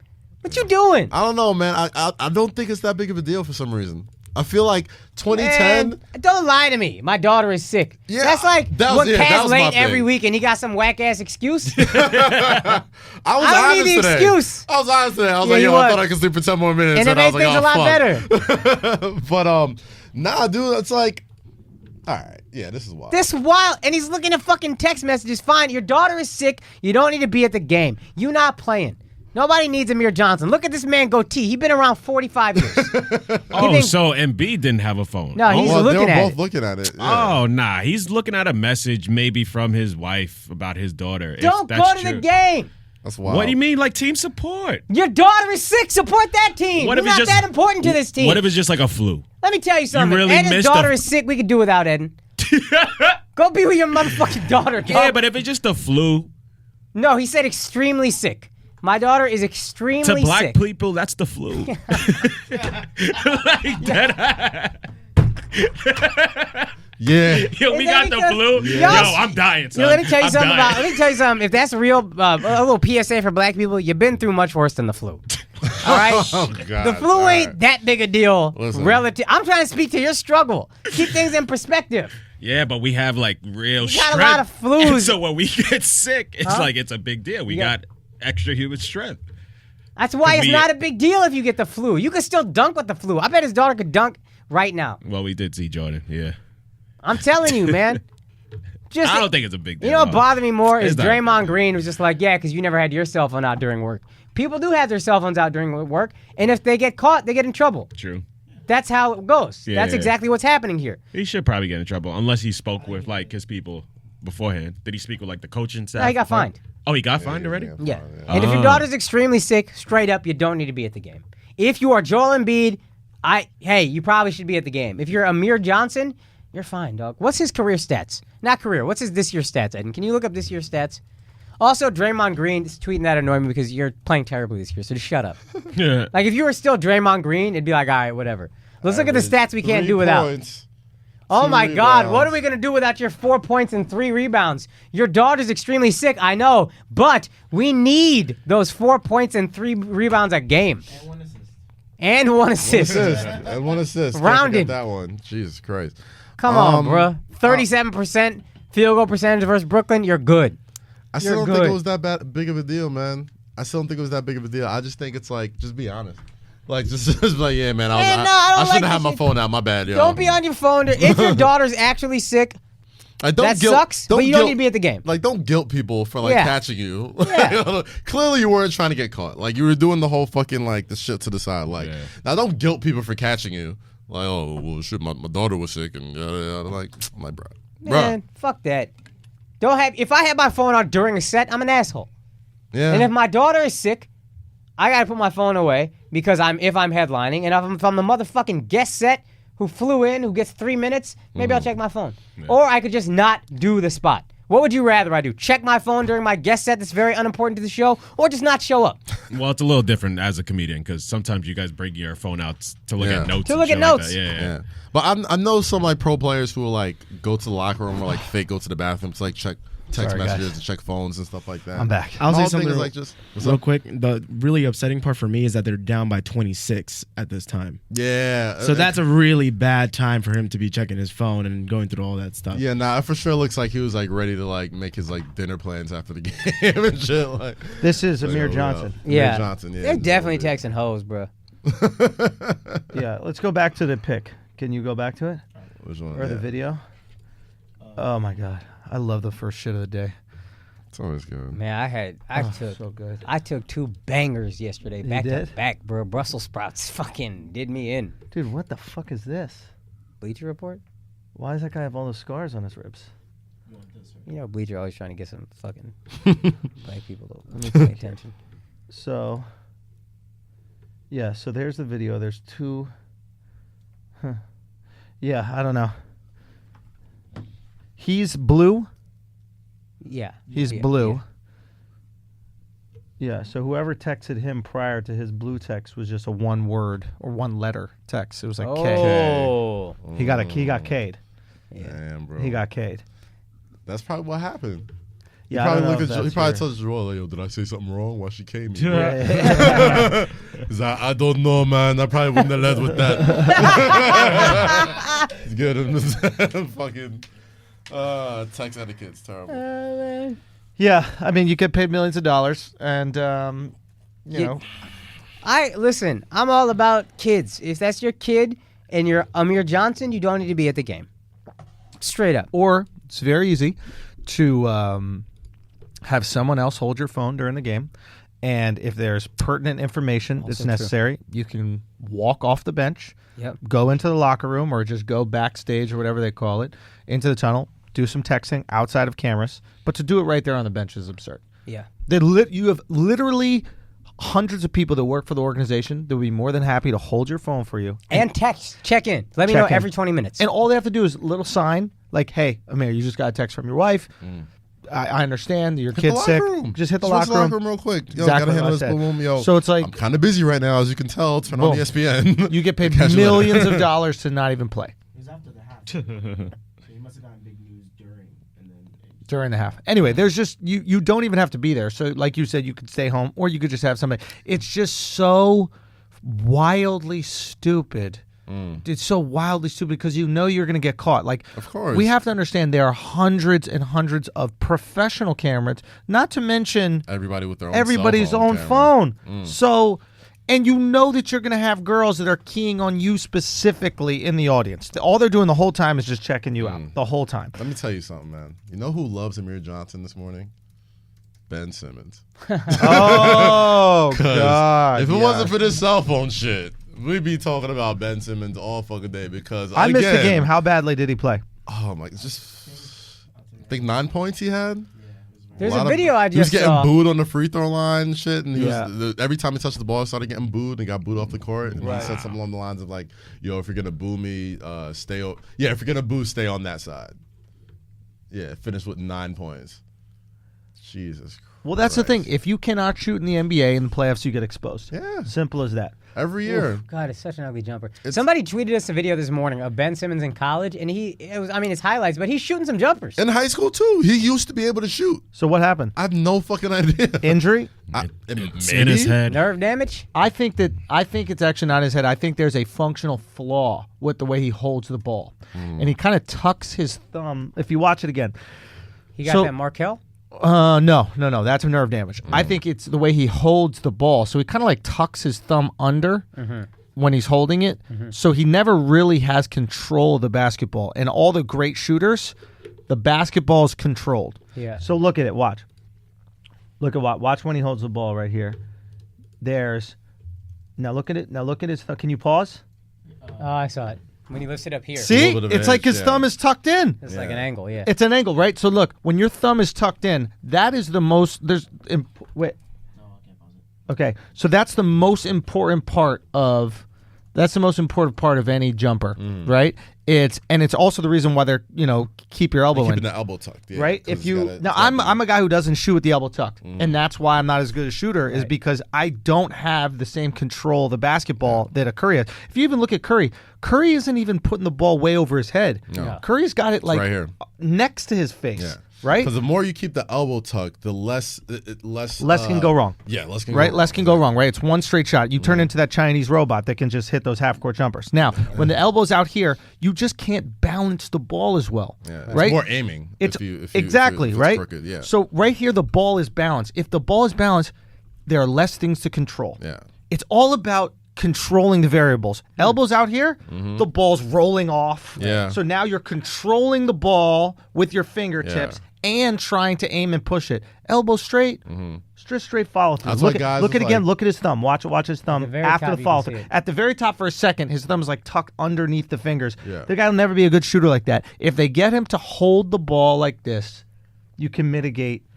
See, but I'd agree with you if he always was a bad shooter. But Right. if you used to be a good shooter, like you don't wait till you get to the league to change the way you I start mean, and shooting. to be fair, like the level of competition definitely jumps up a lot from high school and college. But at the same time, You're like, looking at the made shots in high school. Yeah. You're not looking at all the time he missed shots in high school. You're right. And his shooting percentage in high school is probably really high because most of those shots were Dunks. layups. Dunks. Yeah. Dunks and layups. So, yeah, he's going to hit a couple like mid-range jumpers. When you're feeling yourself, you can get to go. You But it gotta was never remember consistent. when you're dunking on everybody in high school and college. Look at, okay, they right here, just pack pause. it in. Look, you see how his thumb is right there?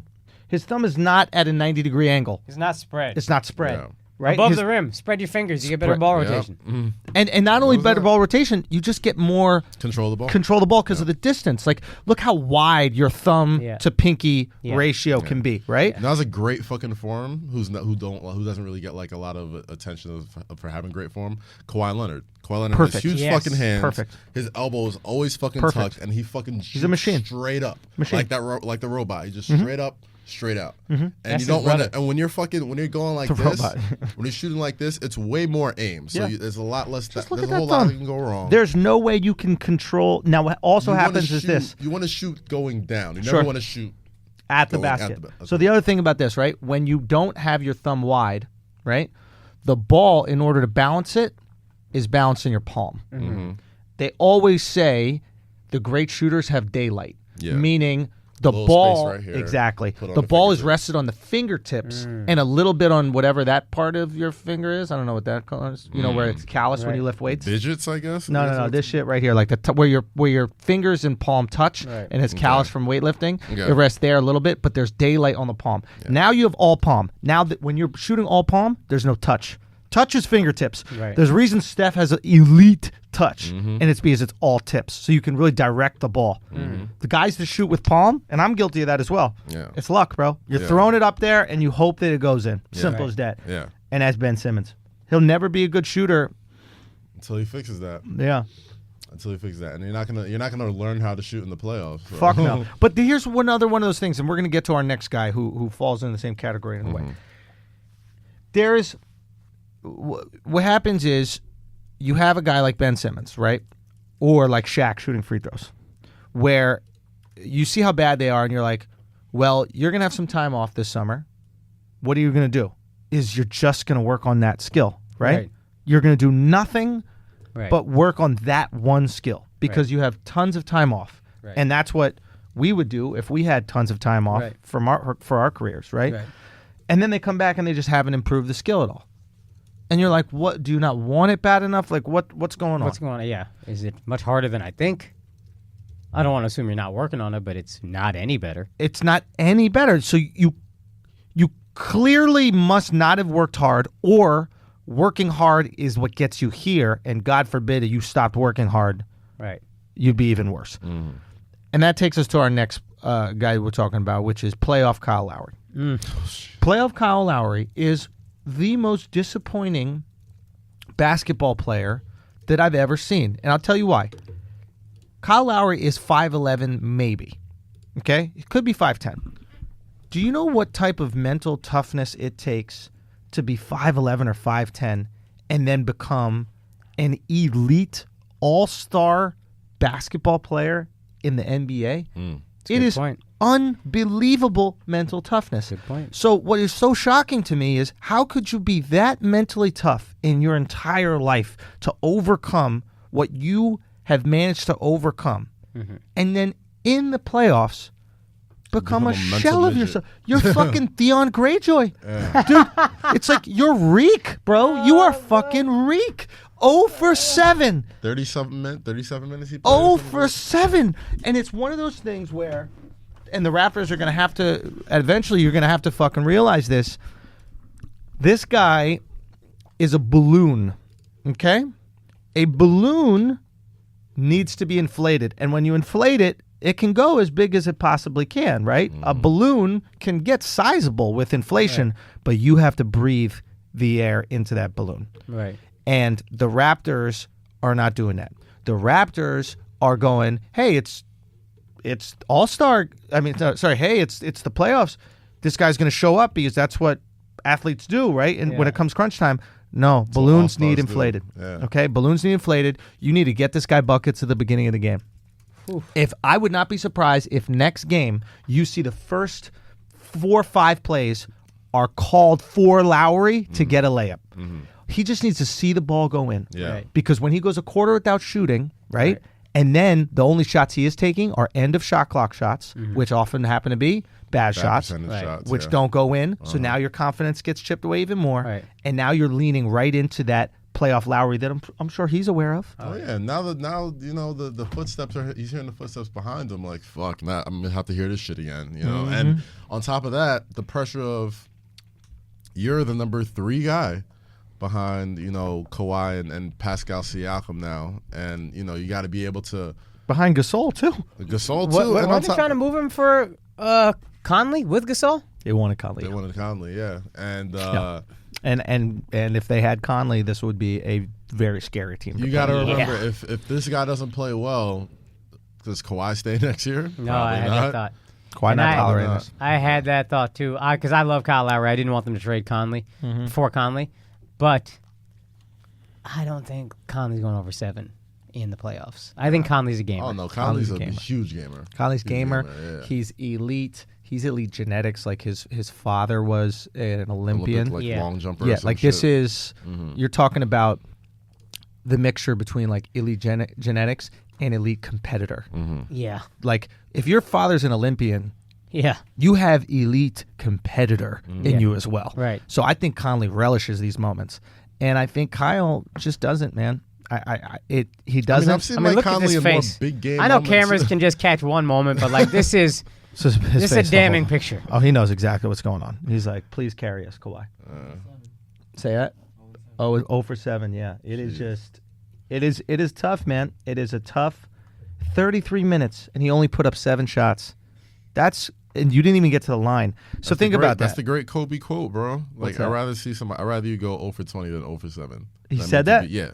He said, I'd rather you go 0 for 20 than 0 for 7 because if you go 0 for 7, that means you beat yourself. You beat your stop fucking shooting self. when you're scared. But now that we know what we're dealing with, like, so here's the perfect example. It's like, Kyle, what do you do in the offseason? Because you need to visit Tony Robbins. You need to visit Joel Osteen. You Wasn't need to he doing visit this? anybody. No. Last year you said he was reading all these self-help books. Okay, yeah, he'll read the self-help books. But he's not going the extra mile. Right. Do you know what I mean? Charlemagne reads self-help books, right? Yeah. We need like an intervention. We need emotional intervention. We need Right. you to find that fucking strength somehow. I think it's deeper than that. I think he just kind of plateaued as a player. But the plateau is all-star, and then now you can't be all-star and then 0 for 7. Yeah. That doesn't exist, right? So If there's he was at something his happening. plateau, his regular season plateau, they'd win. They would have Right. won. I mean, who's guarding him? Let's think about that. Think about this. This is Valley, bro. Who? Over Was it 7. Alfred Payton? No, DJ Augustine. You're telling me you can't give DJ Augustine buckets? DJ gave him like a smooth 28 or 20 something. And the game winner. And the game winner. Gave him buckets. So, like, something's happening here, Yeah. right? And it needs to be addressed, and the Raptors have to step it up, and the Raptors He have consistently gets outplayed in the playoffs. Consistently. By other You need to feed him. lesser point guards. to. You need to get him the ball. I thought and last you need year to he feed had a him. pretty good playoffs until LeBron. Mm. I thought. So, I forgot. He put up a stinker against somebody, but I forgot who they were up against. Get him the ball. Let him cook. Wow. That's If look. he- if And it's with all not- that, they still lost by like what game down to the last shot. So that's the other thing. In a close game, guys like that are even more reluctant to shoot because it's like, well, we're in this. I don't want to fuck it up. Yeah. Right. If they were getting blown out, it'd be almost better. Yeah. Or if they blew the other team out, obviously, Yeah. yeah. Because you'd be getting at least getting some shots in. Yeah. It's a goddamn shame, man. I like this guy. It is a goddamn shame. I want to, before we move on, I want to mention a couple things real quick. A couple big things. First of all, Cleveland, thank you for everybody who came out to the shows, man. Sold out both of the shows at Hilarities. Big comedy club, man. I mean, that was like, there's a second tier, and it was pretty awesome. So thank y'all so much, and thank the club for having me. I got a bunch of shows coming up. The Matador Tour is in full effect. We're going to be in Austin the 25th through 27th. You can get tickets just for my specific show. Those are now available. I see how these festivals do. They just sell a festival badge at first to try to get you, and then once they sold enough of those, they're like, oh, we do individual tickets to the shows as well. So I don't give a fuck if you buy that pass. Just get the individual tickets. Come to the show. That's available on my website, theindustrialist.com. So we'll be there 25th through the 27th. I got one headlining show. Check the listings for that. Then we're at Dallas and Addison, actually. Akaash going to be there the 3rd, but we'll be there May 3rd and 4th. Also, Austin, I want to go to that surf, there's like a surf wave pool type thing. I want to go check that out. So if any of y'all know, got the hookup for that, take us there. Then we're in Nashville for one night, Zanies. Then Columbus, Funny Bone, one of the best comedy clubs in the country. So Columbus, pull up. Then St. Louis, Helium Comedy Club, new comedy club, pull up to that. Then Ann Arbor, Michigan. You know, hipster Detroit, as they call it, pull up. And then the official Monster Energy Outbreak presents the Matador Tour starts in San Francisco. Only a few tickets left to San Francisco. Y'all been gobbling them shits up, so get on that real quick. Then Indianapolis, then Cincinnati, then Denver, then Houston. Those tickets are going fast. Don't be late on those. Then Toronto. I gotta shout Toronto out, man. Toronto sold like 1,000 tickets in a day. That's the most tickets I've ever sold in a day. Wow. Like, What? we're doing a Incredible. theater in Toronto the damn 4th, and that was fucking unbelievable. That's almost sold out. So spread the word on that. Thank y'all so much. Chicago, we're doing Thalia Hall, a theater as well. Get your tickets to that. Those are moving like crazy. Boston is moving like crazy. And we're doing the Wilbur Theater in Boston. And then New York, November 22nd. the weekend after the New York Comedy Fest, because those fuckboys at the New York Comedy Fest won't book me at my own goddamn festival. So we doing the weekend right after, that Friday right after. I want to sell this show. New York, come fuck with me. I want to sell this show out before the New York Comedy Festival even announces their dates. And then do that. What we're going to say is that we're headlining the New York Comedy Festival. Because their shit finishes and we're after them, so that's what it is. But so that's 11-22. They really, Flagrant was supposed to be part of the New York Comedy Festival, and they clipped it because of it. Yeah, then they just didn't fuck with us. We had a live Flagrant 2 show, and then they found out that I was in Flagrant 2, and then they took the show off. So these are the people. Yeah, these are people who did. And you know what it's about? These petty motherfuckers. The people who run New York Comedy Festival book Caroline's Comedy Club. Mm-hmm. I headline Gotham Comedy Club when I'm in the city, and that's the competitor. So they were like, "Nah, fuck this guy." It's stupid because they could have had a theater show, but now they're not. So we're gonna keep it all. Anyway, come out, man. 11-22. Get those tickets now early. Spread the word. Tell the family. Tell the friends. Tell the world. Tell your shorty. And let's blow all these out. Let's sell all these motherfucking things out. And then big event. And then we get back to it. Big event, April 23rd. Giannis Pappas, Blowing the Light. Andrew Schultz presents Giannis Pappas Blowing the Light. We're filming a cool project for my boy Giannis at New York Comedy Club, April 23rd. 2 shows. I think it's 7 and 9:30. You can get tickets at newyorkcomedyclub.com. Pull up to that. It's very limited, very intimate room, limited ass tickets, but it's a new thing that I'm going to start doing. Is I'm going to start shooting projects for other comics, and I'm very excited about this. I hope some of y'all could be there. If you're in the New York area, definitely pull up to that. We got 2 shows that night, and this is going to be the new generation of comics helping other comics producing stuff for other comics. And I hope we could do 4 of these a year, 8 of these a year. Who knows? But I'm very excited to get started on this. So yeah, man, it's a beautiful thing, man. Everything we've been doing it with the Asshole Army and with the Patreon community and just helping each other out, we're just going to extend to the whole comedic realm as well, to the whole comedic world. So this is going to be our first venture in that, and hopefully we'll have many more. So check those out. All right. You guys go. You got some things coming up. Oh, shows. Shit. Do I? Fuck. No, I don't. But thanks everybody who came to Chicago to do Duce Palooza. Sold that bitch out. House of Blues is crazy. Fuck. I didn't have much to promote this week. I guess Cause and Effect on the Revolt. That's about it. Check that out. Yeah. I am in Houston this Thursday, 2 days after this podcast come out. I heard the tickets are moving, so please keep buying. Sell that bitch out. It's in the Secret Group in Houston, April 18th, 10 o'clock p.m. Also, don't completely boycott Caroline's. Come to 2 shows. I never said boycott Caroline's. I said they boycotted me. Yeah. But, like, hey, man, go get your money. Go support Akaash and support his boys. Very funny. The ABDC Comedy Tour. You got 26th and 27th. April 26th, 27th at Caroline's. Caroline's is a great club. There's one guy there who I don't get along with for whatever reason, and it's really just some petty shit because I went with a different club instead of him, and he can't get over that shit. Right. But besides that, they got great people who help run that club. I mean, I just was over there at the Horrible Decisions live show. I hosted that. I will support. I don't have any grudges in this business. Right. None at all. Yeah. I like making people realize they're wrong. Yeah. You know what I mean? So we're going to do that with the New York show, but we're going to support Akaash, and if I'm in town, I'm pulling up to...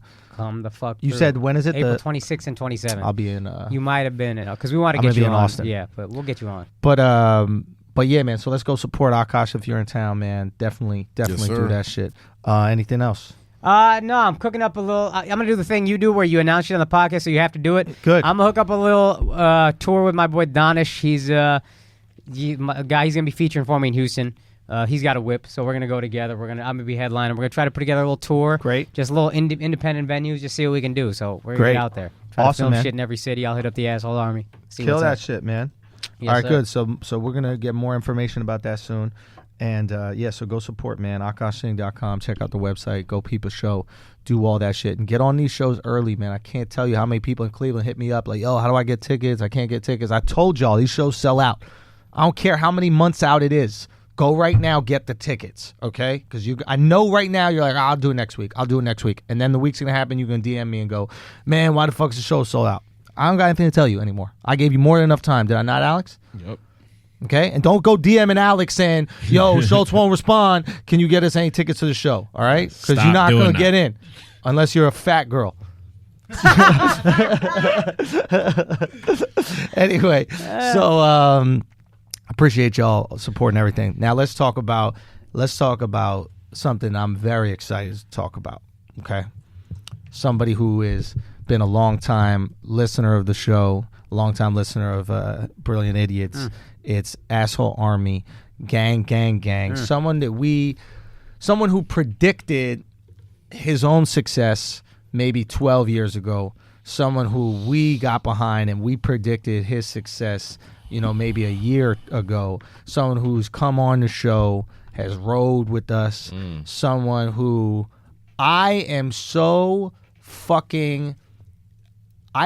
proud of this guy. Yeah, man. But I am a very skeptical person in nature in terms of like talent. I'm not one of these guys that just goes, "Oh, this guy got it." There's certain people who they just say everybody got it, and then if that person ends up doing it, they get to go, "I called it." Yeah, I am not doing that. impressed easily. Okay, I am not. This guy's a superstar. He is a bona fide fucking superstar, and it's rare that superstar personalities come with superstar talent. And you're looking at it, and you better get the fuck on board right now. Israel Adesanya is the UFC fucking champion right now. Not only the UFC fucking interim middleweight champ, but one of the best fucking fights I've ever seen. Guys, it was my life. I'm not talking about boxing. I'm not talking about just fights movies, in general. It is this was, first of all, he's the champ. Okay, yeah. You're not the interim champ. You're the champ. You're champ. Yeah. If you cannot defend your belt for whatever the fuck reason, you lost the belt. You're not the champ. Okay, you're not the champ. This guy's a champ because he's fighting and he won it. Now, if you want to go get that belt, okay, Mr. Whitaker, then you got to stay healthy and try to. Part of being a fighter is being healthy enough to compete. Okay, the biggest part of ability is availability. The biggest part of ability is availability. I mean, that is really important, man. It is so crucial. And Izzy shows the fuck up. This motherfucker ain't healthy every fight. And he said the same thing about Gastelum. He was like, "Listen, I didn't feel 100%. And you know what? Gastelum didn't either. But we showed the fuck up." Now, I'm not trying to downplay a hernia, but it seems like my man Whitaker has a health issue every single fight. And I'm sorry, but when you have that, we're not calling you the champ because you have to defend the belt to be the champ. Okay, so when you get healthy, you could come get the real belt, which is on my man Izzy's waist right now. Now, there's nobody who could watch that fight and not say he's not the real champ. No, he's the real champ. You earned that shit. He's a real He champ. earned that fucking bro. This was, and I think Izzy's going to be in New York this week, so hopefully we're going to have him on. But this is one of the. If you watch this fight. We watched this fight right after the Cleveland show. We went with some assholes to a bar called the Hairy Buffalo in Cleveland, and we were watching a fight. And this is one of those fights, and I can't wait to talk to Izzy about this. But I texted him and I said, "Man, this was a special moment because you got introduced to who you really are." It is very rare. None of us in this room right now have found out what we're truly capable of because we haven't been brought to the end of our tank. Do you know what I mean? Like, this was a fight. It was a brutal slugfest of a fight. And if you look at his face, I mean, he got touched. There's no doubt that he got touched. He was hurt. He came back. But the closer you get to death, the closer you are to life. And this guy Izzy realized how deep he can go. Yeah. It's like holding your breath. When you're underwater and you can't get up, you find out how much time you could spend holding your breath. Yeah. If we hold our breath right now, we'll get to like a minute and we'll be like, "Oh man, that's all I had." If we have to live, we might be 2 minutes. We might be 3 minutes. Right. And that's what he experienced. He experienced going to the depths of his fucking soul to pull out this fight. They call championship rounds for a reason. Oh my God! Didn't Roy Jones talk about that on when we interviewed him? What he was talked he saying? about how that's right. Fighters don't get pushed to their limits very often. I got pushed to my limits when he talked about Tarver. The fight, the Tarver fight. Yep. And that's how you know when someone's a real champ. Izzy's a real champ. He's a real champ. He found out what he has, and to be honest, when you go that far and then you come out victorious, I have to ask him about it, but my assumption is there is a newfound confidence. Yes. Because you learned what you're now capable of. Yeah. You got to the next level. And not You're only does different. he learn, everybody else saw it. Oh, absolutely. Everybody else but sees now it. when he gets to that point in his next fight, he goes, oh, I got more. Before this, right? He thought he knew how deep he could go. Right. And he just realized there's another level. Right. There's another gear. Right. So now when he's at that gear before it, he goes, oh, I'm good. Yeah. Oh, I got a whole another gear ready Right. for you. You Yeah. ready to take it to that next level? Let's go. Let's fucking go. The way he switched the game plan up, I know we're dick riding hard, but let's go. It's just I was so what? That's our fucking boy. That's Fuck- family, son, dog. I was you so should fucking hyped, bro. I was so fucking hyped because Gastelum touched him in Yeah, that first he round. got, like, look at his face. Like, he does not look like. It's the textbook. You should see the other guy. Son, he looked like Hitch. He looked like exactly. fucking Will Smith and Hitch, right? Bro, And if you see his Instagram story this week, like he was with his parents and shit. Like, it's like in a lay nice- off like, the I'm fu- shellfish, fam. like, yeah, he was looking rough, but goddamn, So- go with that title though. Son, it was one of those moments where, okay, Gastelum, and I give Gastelum a lot of credit. Elite head movement. This guy, you know, you're talking about some of the best hands in the game right here, Izzy. And Gastelum had great head movement, and there's something I didn't pick up with MMA opposed to boxing, and why the sports are different in this regard. A boxing glove is a more massive. Right. It just takes up more space area, Right. so it is harder to dodge. Right. A UFC glove is tiny, Right. right? This you could stay in the pocket more. Right. I can stay in front of you, and if you're coming up with my fist, this much 2 inches of movement helps me dodge. Right. And this guy Gastelum could stay in the pocket. He was reminding me of like James Toney in a way, which was like he didn't mind being close, and he was able to counter, and he was able to touch Izzy, even though Izzy had a way longer reach advantage. And then Izzy changed the game, and he went at that leg, and he started doing these low kicks to that fucking thigh, and he dug into that thigh and cut that fucking thigh down, and all of a sudden you saw Gastelum hesitate. And when he started hesitating, Izzy started picking him off, and Yeah. then going to attack the leg, and then they started exchanging and dropping each other. And then that fifth championship fucking round, when the fight was probably 2-2 on some of the scorecards. Yeah, he went out there and won it. He didn't run out the clock. No. Which is I think something I hate. They should have stopped that fight. It was- That it man looked was bad. dead. It looked That man bad for a Gastelum was while. dead. Yeah, Like yeah, when, yeah. first of all, Mexicans don't fall. He took and when some you fucking fall 3 blows. times like that, Yeah. like I'm sorry, you got to stop that for his health. Right. There should have been a stoppage. The referee's crazy. Like Joe Rogan is screaming, "Stop the fight, please! Stop the fight!" When Joe Rogan, who watches this sport all the time, Yeah. right? Who used to watch people eat cockroaches, when he's concerned about people's And life. he was like, "This Yeah. is a lot for me." Yeah. Yeah. Fam, it's Yeah. like stop the fight. Regardless, unbelievable fucking victory, man. Unbelievable fight, unbelievable victory, man. Like the UFC needed this weekend. It- 2 amazing fights at the top of their card. We haven't when even they're talked like- about the Max Holloway Dustin Poirier fight. Yeah, like it's Like unreal, that fight. That is enough. Those 2 fights were the best fights that I've seen on the same card in boxing and MMA Yeah, history. yeah. For meaning, like usually you get one good fight. Right. back to back. Back to unfucking real. Yeah, and we've said this for a while. Like we've said, like the UFC needs this dude. They need some new stars. They need big moments like this, especially going to ESPN. You're on the fucking mothership now, so everybody's watching this shit, bruh. You got to find a way to do an Izzy watch party. Something. Next fight. We're gonna figure it out, man. Absolutely. But like, bro, it was It was one of those fights that, like, even if he lost, you're like, that motherfucker fought like a champion. Yeah. Son. Like, the title is just icing on the I was so cake. proud. Yeah. I was so fucking proud because it's like, it's not all the time. My buddy said this. My buddy said this about when his wife gave birth. He goes, Oh, yeah. it's rare in life that you see people give everything. Right. What is so impressive about birth is you watch your wife give everything that she fucking has to Yeah. get this kid out, and you are blown away by effort, right? Right.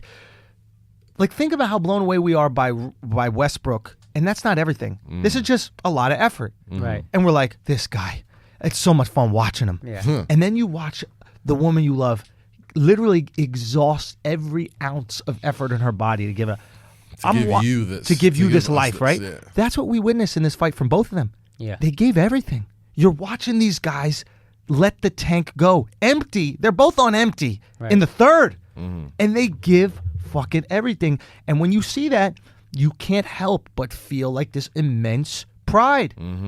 You gave it all. It's the human spirit, man. Like, we love watching motherfuckers like empty the fucking tank. Yeah. Like, Leave when it they have all nothing. in the ring, man. When you see that shit go down, when you see two guys standing in front of each other exhausted and going, I'm going to take a punch to give one. I'm just going to take one to fucking give one.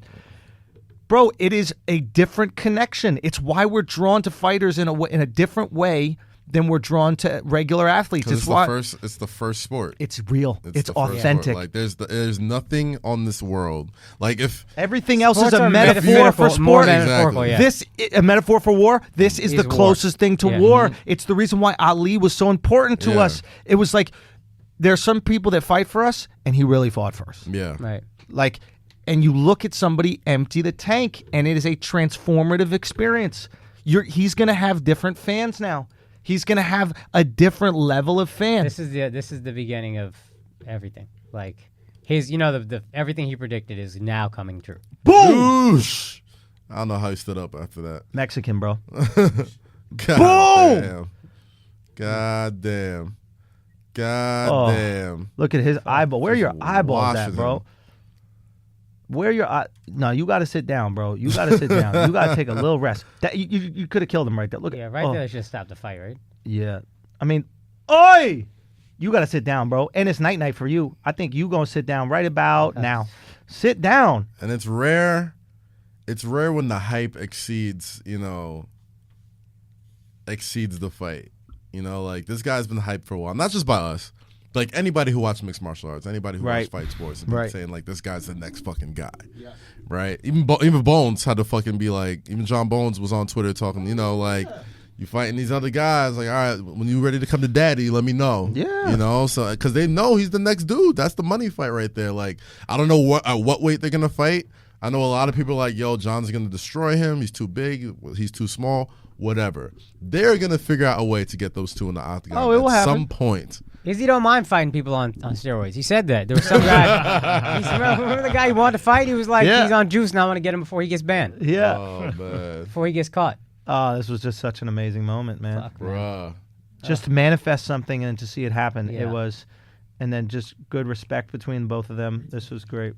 I mean, it was just, and you know what? Great sportsmanship the whole night. Like you said, Kaz, the UFC needed this night. There was another great fight between Max Holloway and Dustin Poirier, and it was an all-out fucking war. Dustin ends up winning and taking the belt, and they embraced afterwards.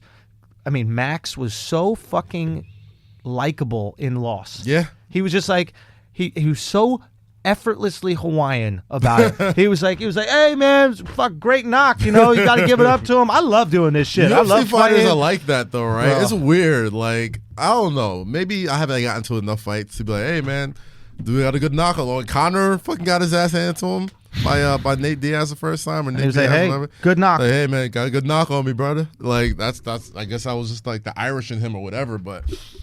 Motherfucker, You can't hold a grudge when someone beats you, right? Because the grudge, in a way, the ultimate test of your Let test it all of your out, manhood. man. you We have to talked let it about out. this. Yeah, we did talk about this, Yeah. right? Strip Yeah. everything away. Strip away fucking guns, money, fucking whatever the fuck you have that's material in this world. It's like you have your hands and your feet. And just the tension. If we had tension, I've Tension's given released. everything we have. Yeah. What tension can we keep holding in? Nothing, We yep. gave everything. Yeah. There's Yeah, no yeah. tension left. I have nothing left. Yeah, Yeah. we both are aware of a fact that you beat me Yeah. and that I was beaten by you. Yeah. And so there's no ego anymore. And even if I beat you, it's like you gave me everything, man. I respect that. Exactly. You know what? But it's like you don't have to have animosity towards me because you won. Yeah. Your ego is satisfied. Right. And I don't have any animosity towards you because I can't have an ego because I was beaten. Right. Right? Yeah. So it's like, why can we embrace in the ring? Because neither of us are proving anything. Yeah. It was There's already nothing left proven. to prove. It's Right. it's all out there. Questionable decision, that's different. But when you know Yeah. how the fucking fight went down and everybody's aware, it was a beautiful moment, man. It was a fucking beautiful moment. Props to the dude Izzy beat, man, because it takes a lot to not fucking get knocked out. It takes a lot to just finish that fight.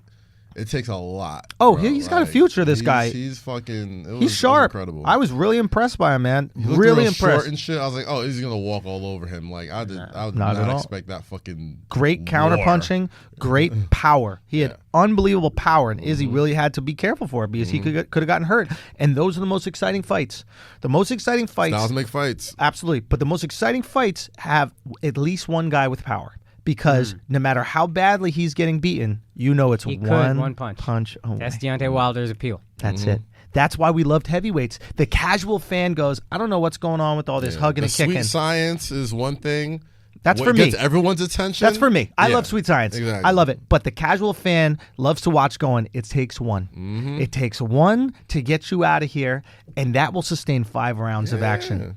That's what happened with Fury and Wilder, right? Yeah, that's why that Wilder's fight was so... getting his ass kicked and then just bang. One time. And you're Wilder like, took "Hey." he took his hardest shit, and then he got back up, and he even looked at him like, what the fuck? yeah, you're saying Fury took Wilder's Fury hardest. took Yeah, Wilder's But- hardest hit. But 100%, we will watch every single Wilder fight after that because we know even if he's getting whooped for 11 rounds, Yeah. He could it go. takes one. Yep. It takes fucking one. Anyway, so shouts to Izzy, man. Fantastic Congrats, sports my weekend, brother. man. Keep dude. It was so. It's only gonna get bigger, bro. I was It's only gonna impressed. get I bigger was for so him. impressed, man. I was just so proud. You love to see people dig deep. Tell Bones he don't want the smoke. Nah, Tell Bones he don't want the smoke. Nah. See, that's Bones, why I was Bones talk- getting smoked. People that are talking about like, oh, John beats everybody. I'm a huge Johnny Bones fan. Right. But you can't measure what's in here, bro. No. You can't measure what's in here. If they meet at some weight class somehow, it's gonna be a hell Is of a he fight. taking Bones out? How far apart are they? They're similar in age. No, Wait. John Bones light heavyweight. 20 pounds. Yeah. I think it's 185 That's a and 2. huge It's a lot. difference. It is a big difference. It's a massive difference. What I would say is that stylistically speaking, this is not the worst fight for Izzy, for Jones, right? Height, they're probably around the same height. It'd just be size. I wouldn't do this fight if I'm Izzy now. Yeah. I would let Izzy potentially grow into his body more, even though he's not young. But like, be comfortable putting on weight. You don't have to fight to cut weight. Grow into a little bit more weight. Like the biggest issue with Max Holloway against Dustin Poirier is he didn't put on any muscle. He went up 10 pounds in weight, but didn't put on any muscle. Right. So this guy Poirier, who beat him the last time when they were at 145, he went up 10 pounds in what looked like all muscle. Right. Right? So it's like if you gain weight for a fight, you have to do it appropriately. So if you're Izzy, Yeah. you take another fight before Jones, try to gain 5 pounds of muscle for that one, and then try to gain another 5. I think he'll take 4 fights before Jones. Okay. I think that's a long game. I think he's got to clear out some more middleweights. There's a bunch of other middleweights that are there. He's got to fight this Whitaker Because he guy. does think really far in advance. Yeah, he is. I bet you he is. Yeah. And I think that if I'm being smart about it, I fight Jones on his decline. Oh yeah. And then that's a passing of the torch. Right. So let Jones have a few more wars, a few more battles. You get Whitaker out of here. You beat up a couple more middleweights. You become the greatest UFC middleweight in history. And then you make the super fight between you and John Jones. This is maybe 4 or 5 fights down the line. And And you just slowly build muscle to that point. that's what I would do. I mean, there's a world where, remember, he's at 185, right? Khabib's at, 170? Yeah. There's a world where that fight could happen. Very true. And to be honest, that might be a harder fight because Khabib is an expert at a part of the game that Izzy is not. Right? Izzy is an expert striker. Right. Right? And he has learned later in his career jiu-jitsu, wrestling, and the ground techniques. Submissions. Submission Yeah. techniques, right? When he almost got Gastelum out of here with a couple. But whereas John Jones, if Izzy goes in there with Jones and they're both striking at each other, you're going to see 2 elite strikers go at each other. It's going to be the dream. That's the dream fight every single It was time. like a fucking Avatar fight. Real talk. So it's going to look like Street Fighter. Like yeah. Literally Street Fighter. That's what we're going to watch. Right. So whereas Khabib is like, is he going to get him on the ground? How is he going to be able to manage that? It's just going to be like, is it going to be boring, etc. Right. Anyway, I don't know. I'm excited. Do we want to talk about anything else before we get out of here? What else we got? The other topics I had written down are Durant and Beverly, Dame Time, Walton, and the Kings, and then Thrones if we want to talk about it. But Okay. I feel like you might have that covered on Westeros. Luke Walton. We So, gotta do that crossover at some point. oh, absolutely, we got to. What about Okay, so Luke Walton gets hired or is about to be hired by the Kings. He's been hired. How- by the, Officially been hired. Sacramento How did Kings. De'Aaron Fox feel about this? Well, know? he didn't pass on him. Right. Luke was probably gonna go there like, I was like, you want Alonzo anyway. I know, thought that about was- that. I thought about that. I mean, the Kings are like set up for amazing success Yeah. in the future right now. Like, they were a few games out of the playoffs this year. Is he a good coach though? Because I think who they got out, how you say his name, Yoger to David. David he's Yorger? coach, yeah, I think he's a good coach. It's I think he's the wrong coach for the Kings. who, Luke? Yeah, So here's my thing, right? Here's my thoughts on that. wouldn't do it. Well, Luke, Interesting. when he was interim coach for the Warriors, he's a great coach. Yeah. When he's there with the Lakers with Not a a young good team, now it's So like, then oh, aren't we you don't not a know if good he can coach? Now all of a sudden you're not a good, exactly. I think So- that his style, he has a style of coaching that fits a certain player set, and I don't think What player said? Up and down. no. Ball movement offense without a dominant ball heavy point guard. So The Warriors. the Warriors, right? So Steph will bring the Anybody can ball coach up. the Warriors. Say what? That's also true. That was my whole thing. I think Mike that- Brown coached the Warriors. Sure. Anybody can coach the Warriors, absolutely. That being said, the reason why he struggled with Lonzo is because Lonzo, to be effective, needs the ball in his hands. Right. Right? And you can run him up and down, but he needs the ball in his hands. He needs to make shit happen. You have a guy named De'Aaron Fox on the Kings, right? Who is incredibly effective up and down, but also has elite speed that you want to run pick and roll on. You Probably want the ball in his fastest- hands. Probably the fastest guy in the ball with the league. That's it. So you want the ball in this guy's hands. Let him shake shit up offensively. And if you just do this offense where you completely mitigate the advantage that he has with his speed by keeping him off the ball, he's not that good a shooter. Yeah. It's like, I don't think it's the right fit. Here's my thing. Outside of the Dallas Mavericks, the Sacramento Kings were like my favorite league pass team this year. Okay. Like, they're fun, they're young, not a lot of expectations, and I think they're maybe like a piece or two away from being like Legit. I wouldn't say contending. I won't say, oh, make some noise in the West. They'll be legit with like one or two more pieces. Fox, Buddy Hield, who a lot of people don't talk about, who's an Bagley. elite scorer. Right. Bagley, who balled out for a rookie. Willie Cauley-Stein, who's like your textbook run up and down center that you need in this league. Right. I really like the Sacramento Kings, man, and I think like if they get one guy, like I don't know what the You cap think situation Luke is the right guy, though? I think he's a player's coach. Like I think he got dealt a pretty shitty hand with the whole LeBron situation and trading for Anthony Davis, and like that's just Does a fractured player's the coach entire make thing. young players better? I would feel like a player's coach would be good with a veteran team who kind of knows what they're doing. I don't know if I'd want a player's coach for a team that needs coaching. You know what I mean? Like they need coaching. Yeah.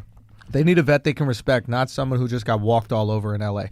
Because word goes around between players, and players are going to find out that he was just walked all over in L.A., and they're not going to respect him. I mean, I You think know who I might rather have, even though I don't like him, Who? for 2 years? Tibbs. 2 years. Oh, these no. Kids, these kids can put on minutes for 2 years, and they'll learn the game, and then get them the fuck out of here. You want to know who I think, and I don't think it's a bad decision, but you know who I think it would be the perfect coach for the Kings? Who? D'Antoni. I think Oh, yeah. I think if you give D'Antoni to the Kings, of course they're not going to win it all, but he's going to inflate all of their egos and inflate all of their confidence. and inflate all their stats. Because of that, right? Yeah. So it's like every player on that team is going to think that they're a baller, Right. and thinking like you're a baller, like we know from Kyle Lowry, is a vital part of success. Yeah.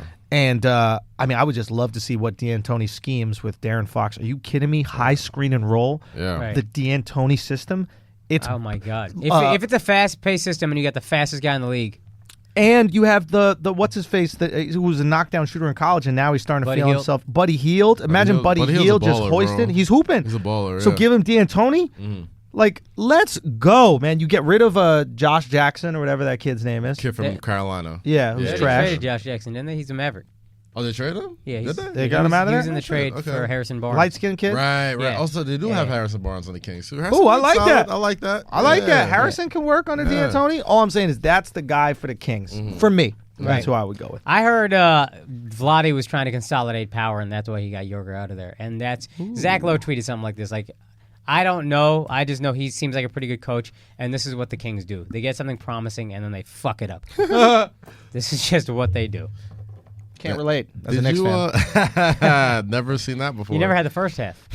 You never had the promising part. True. You're right. Did you? I don't think this is on the list. Did you guys see the Derrick Rose documentary this past week? Good. Powerful shit. Really? Powerful shit. Why? What's man. up? Talk to me. So they pretty much chronicled D-Rose, like not just like as a basketball story, but like what he means to like the city of Chicago with Benji. And like if you see like the Benji documentary The 30 for 30? 30 for 30, I saw that. this is almost like the Benji Wilson, Chicago, High played for Simeon school, High School, got like shot. phenom got shot. Yeah, shot and killed, whatever. And then this is almost like the sequel to that. Okay. So like Derrick Rose went to the same high school as Benji. He was seen as like the next fucking guy. He actually makes it out, actually plays for the Bulls, cooks, all this other shit. And like it was all this like economical shit that they were talking about with Chicago and him, whatever. Right. My thing is they got the actual moment he gets the news that he's being traded to New York on camera. It is one of the most gut-wrenching shits I've ever seen in like the history of like sports media. Why? Just like seeing just how much like, because they kept going back and forth with like his injuries and how much he wants to come back, and you could kind of tell like with his brothers or whatever, they were kind of trying to rush him back. If the Bulls would have done like the Porzingis thing and came out the gate like, yo, Derrick Rose is not playing this year. That's on Tibbs too. It was on Tibbs. Yeah. Yep. It was on Rose's brother, who was just like, oh no, he's not gonna sit out. He'll be back. Yada yada. Like he wasn't right. Those first 2 years, he wasn't right yet. Right. And it was they got the footage right here when he finds out exactly when he gets traded. Right. And if anybody ever fucking wants to give LeBron shit, wants to give any player shit for not having loyalty to a franchise or loyalty to something like that, and this is a guy from that city. Right. Well, just watch this shit, man. Can we watch this? What is this on? Stadium. Is this YouTube? No, it's something else. Okay. It's on Stadium. But you guys can talk over it. Yeah. Has he found out yet? So this is him finding out. He's trying to get in touch with B.J. Armstrong, his agent.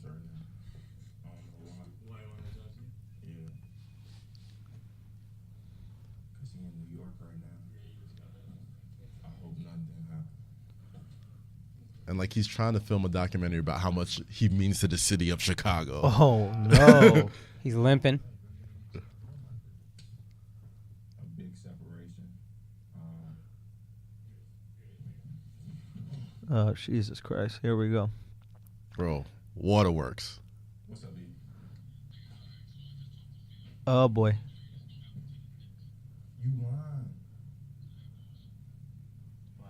Oh boy. Jesus.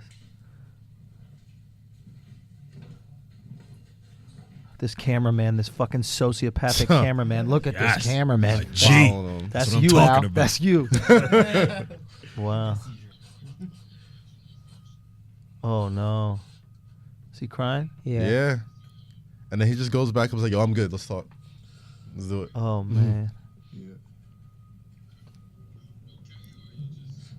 Just at all. Oh, man, I feel bad. Oh man, bro. Yeah.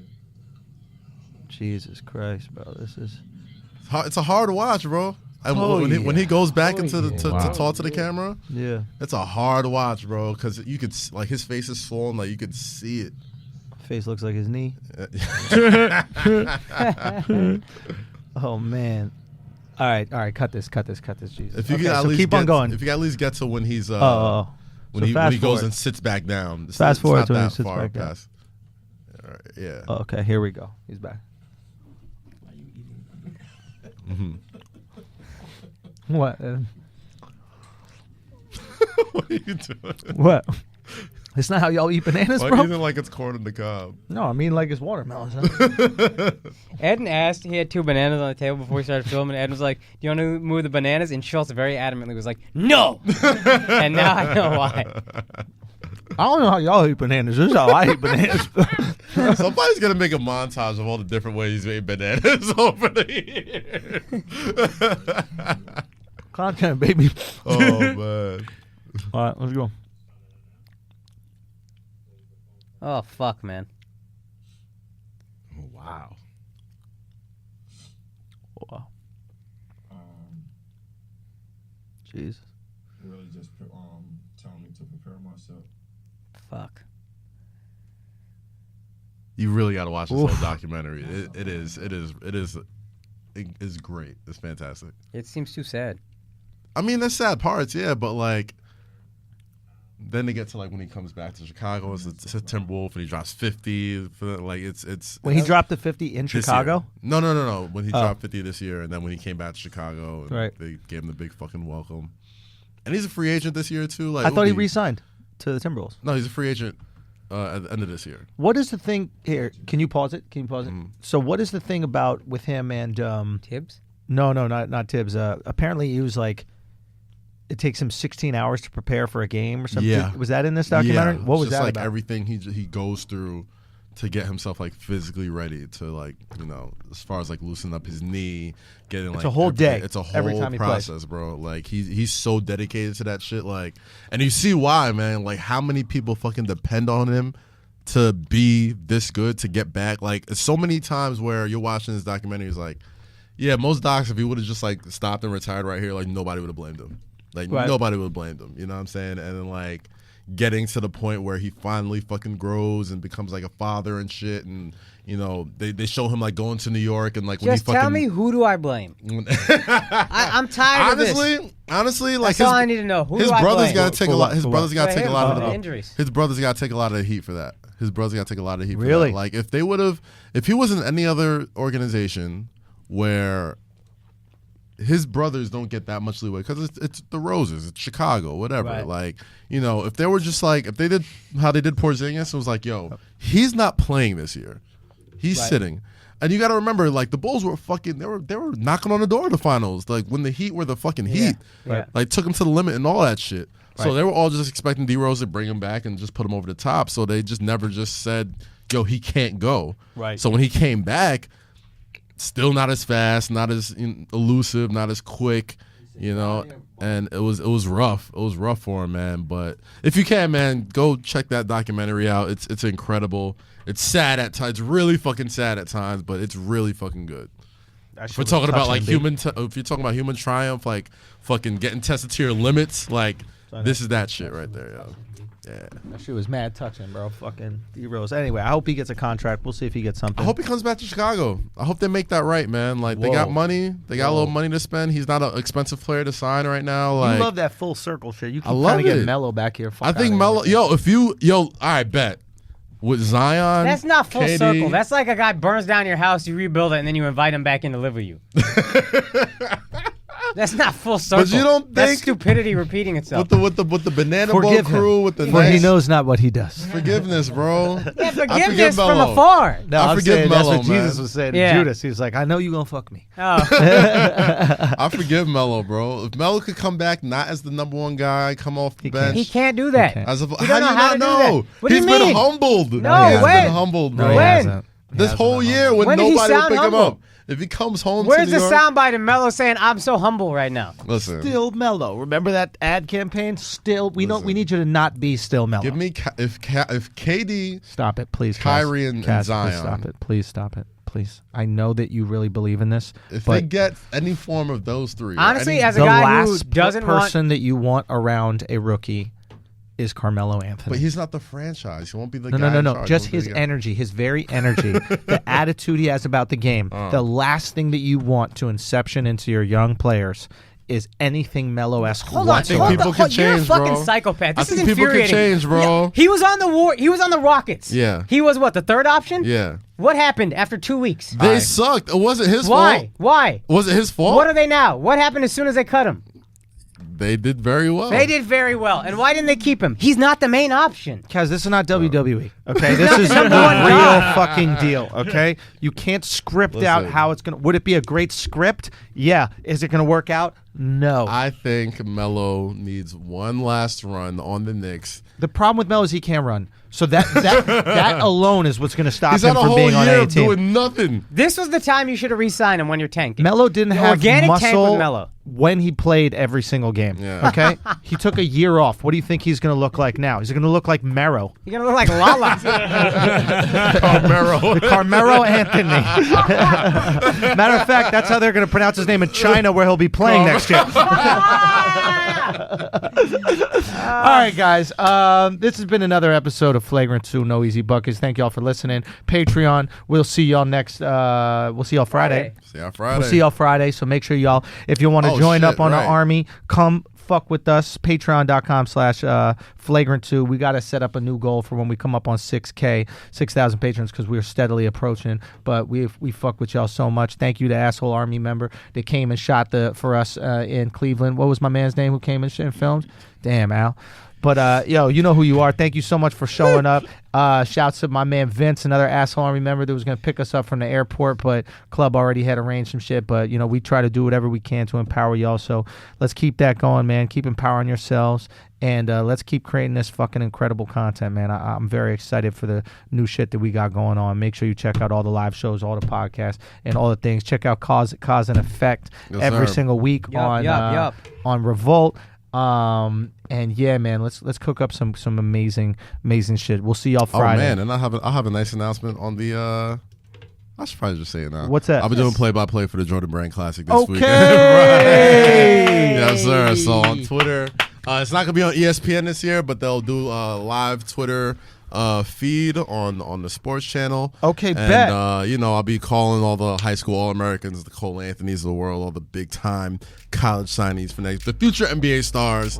I'll be doing my first play-by-play commentary. Amazing, yo. Big future ahead for Kaz. So really excited if about you thought that he was late and didn't show up to episodes now, it's about to get serious. It's about to get real late, bro. Anyway, people call my people. So we cooking, man. So let's support Kaz. Watch that shit. Tweet about it. Yes, Even if you don't watch, just tweet. Yo, Kaz killing it on this Jordan thing. That's the only reason I'm watching. Again, Asshole Army. Keep it tight. Thank y'all. We'll see you in a couple days. God bless.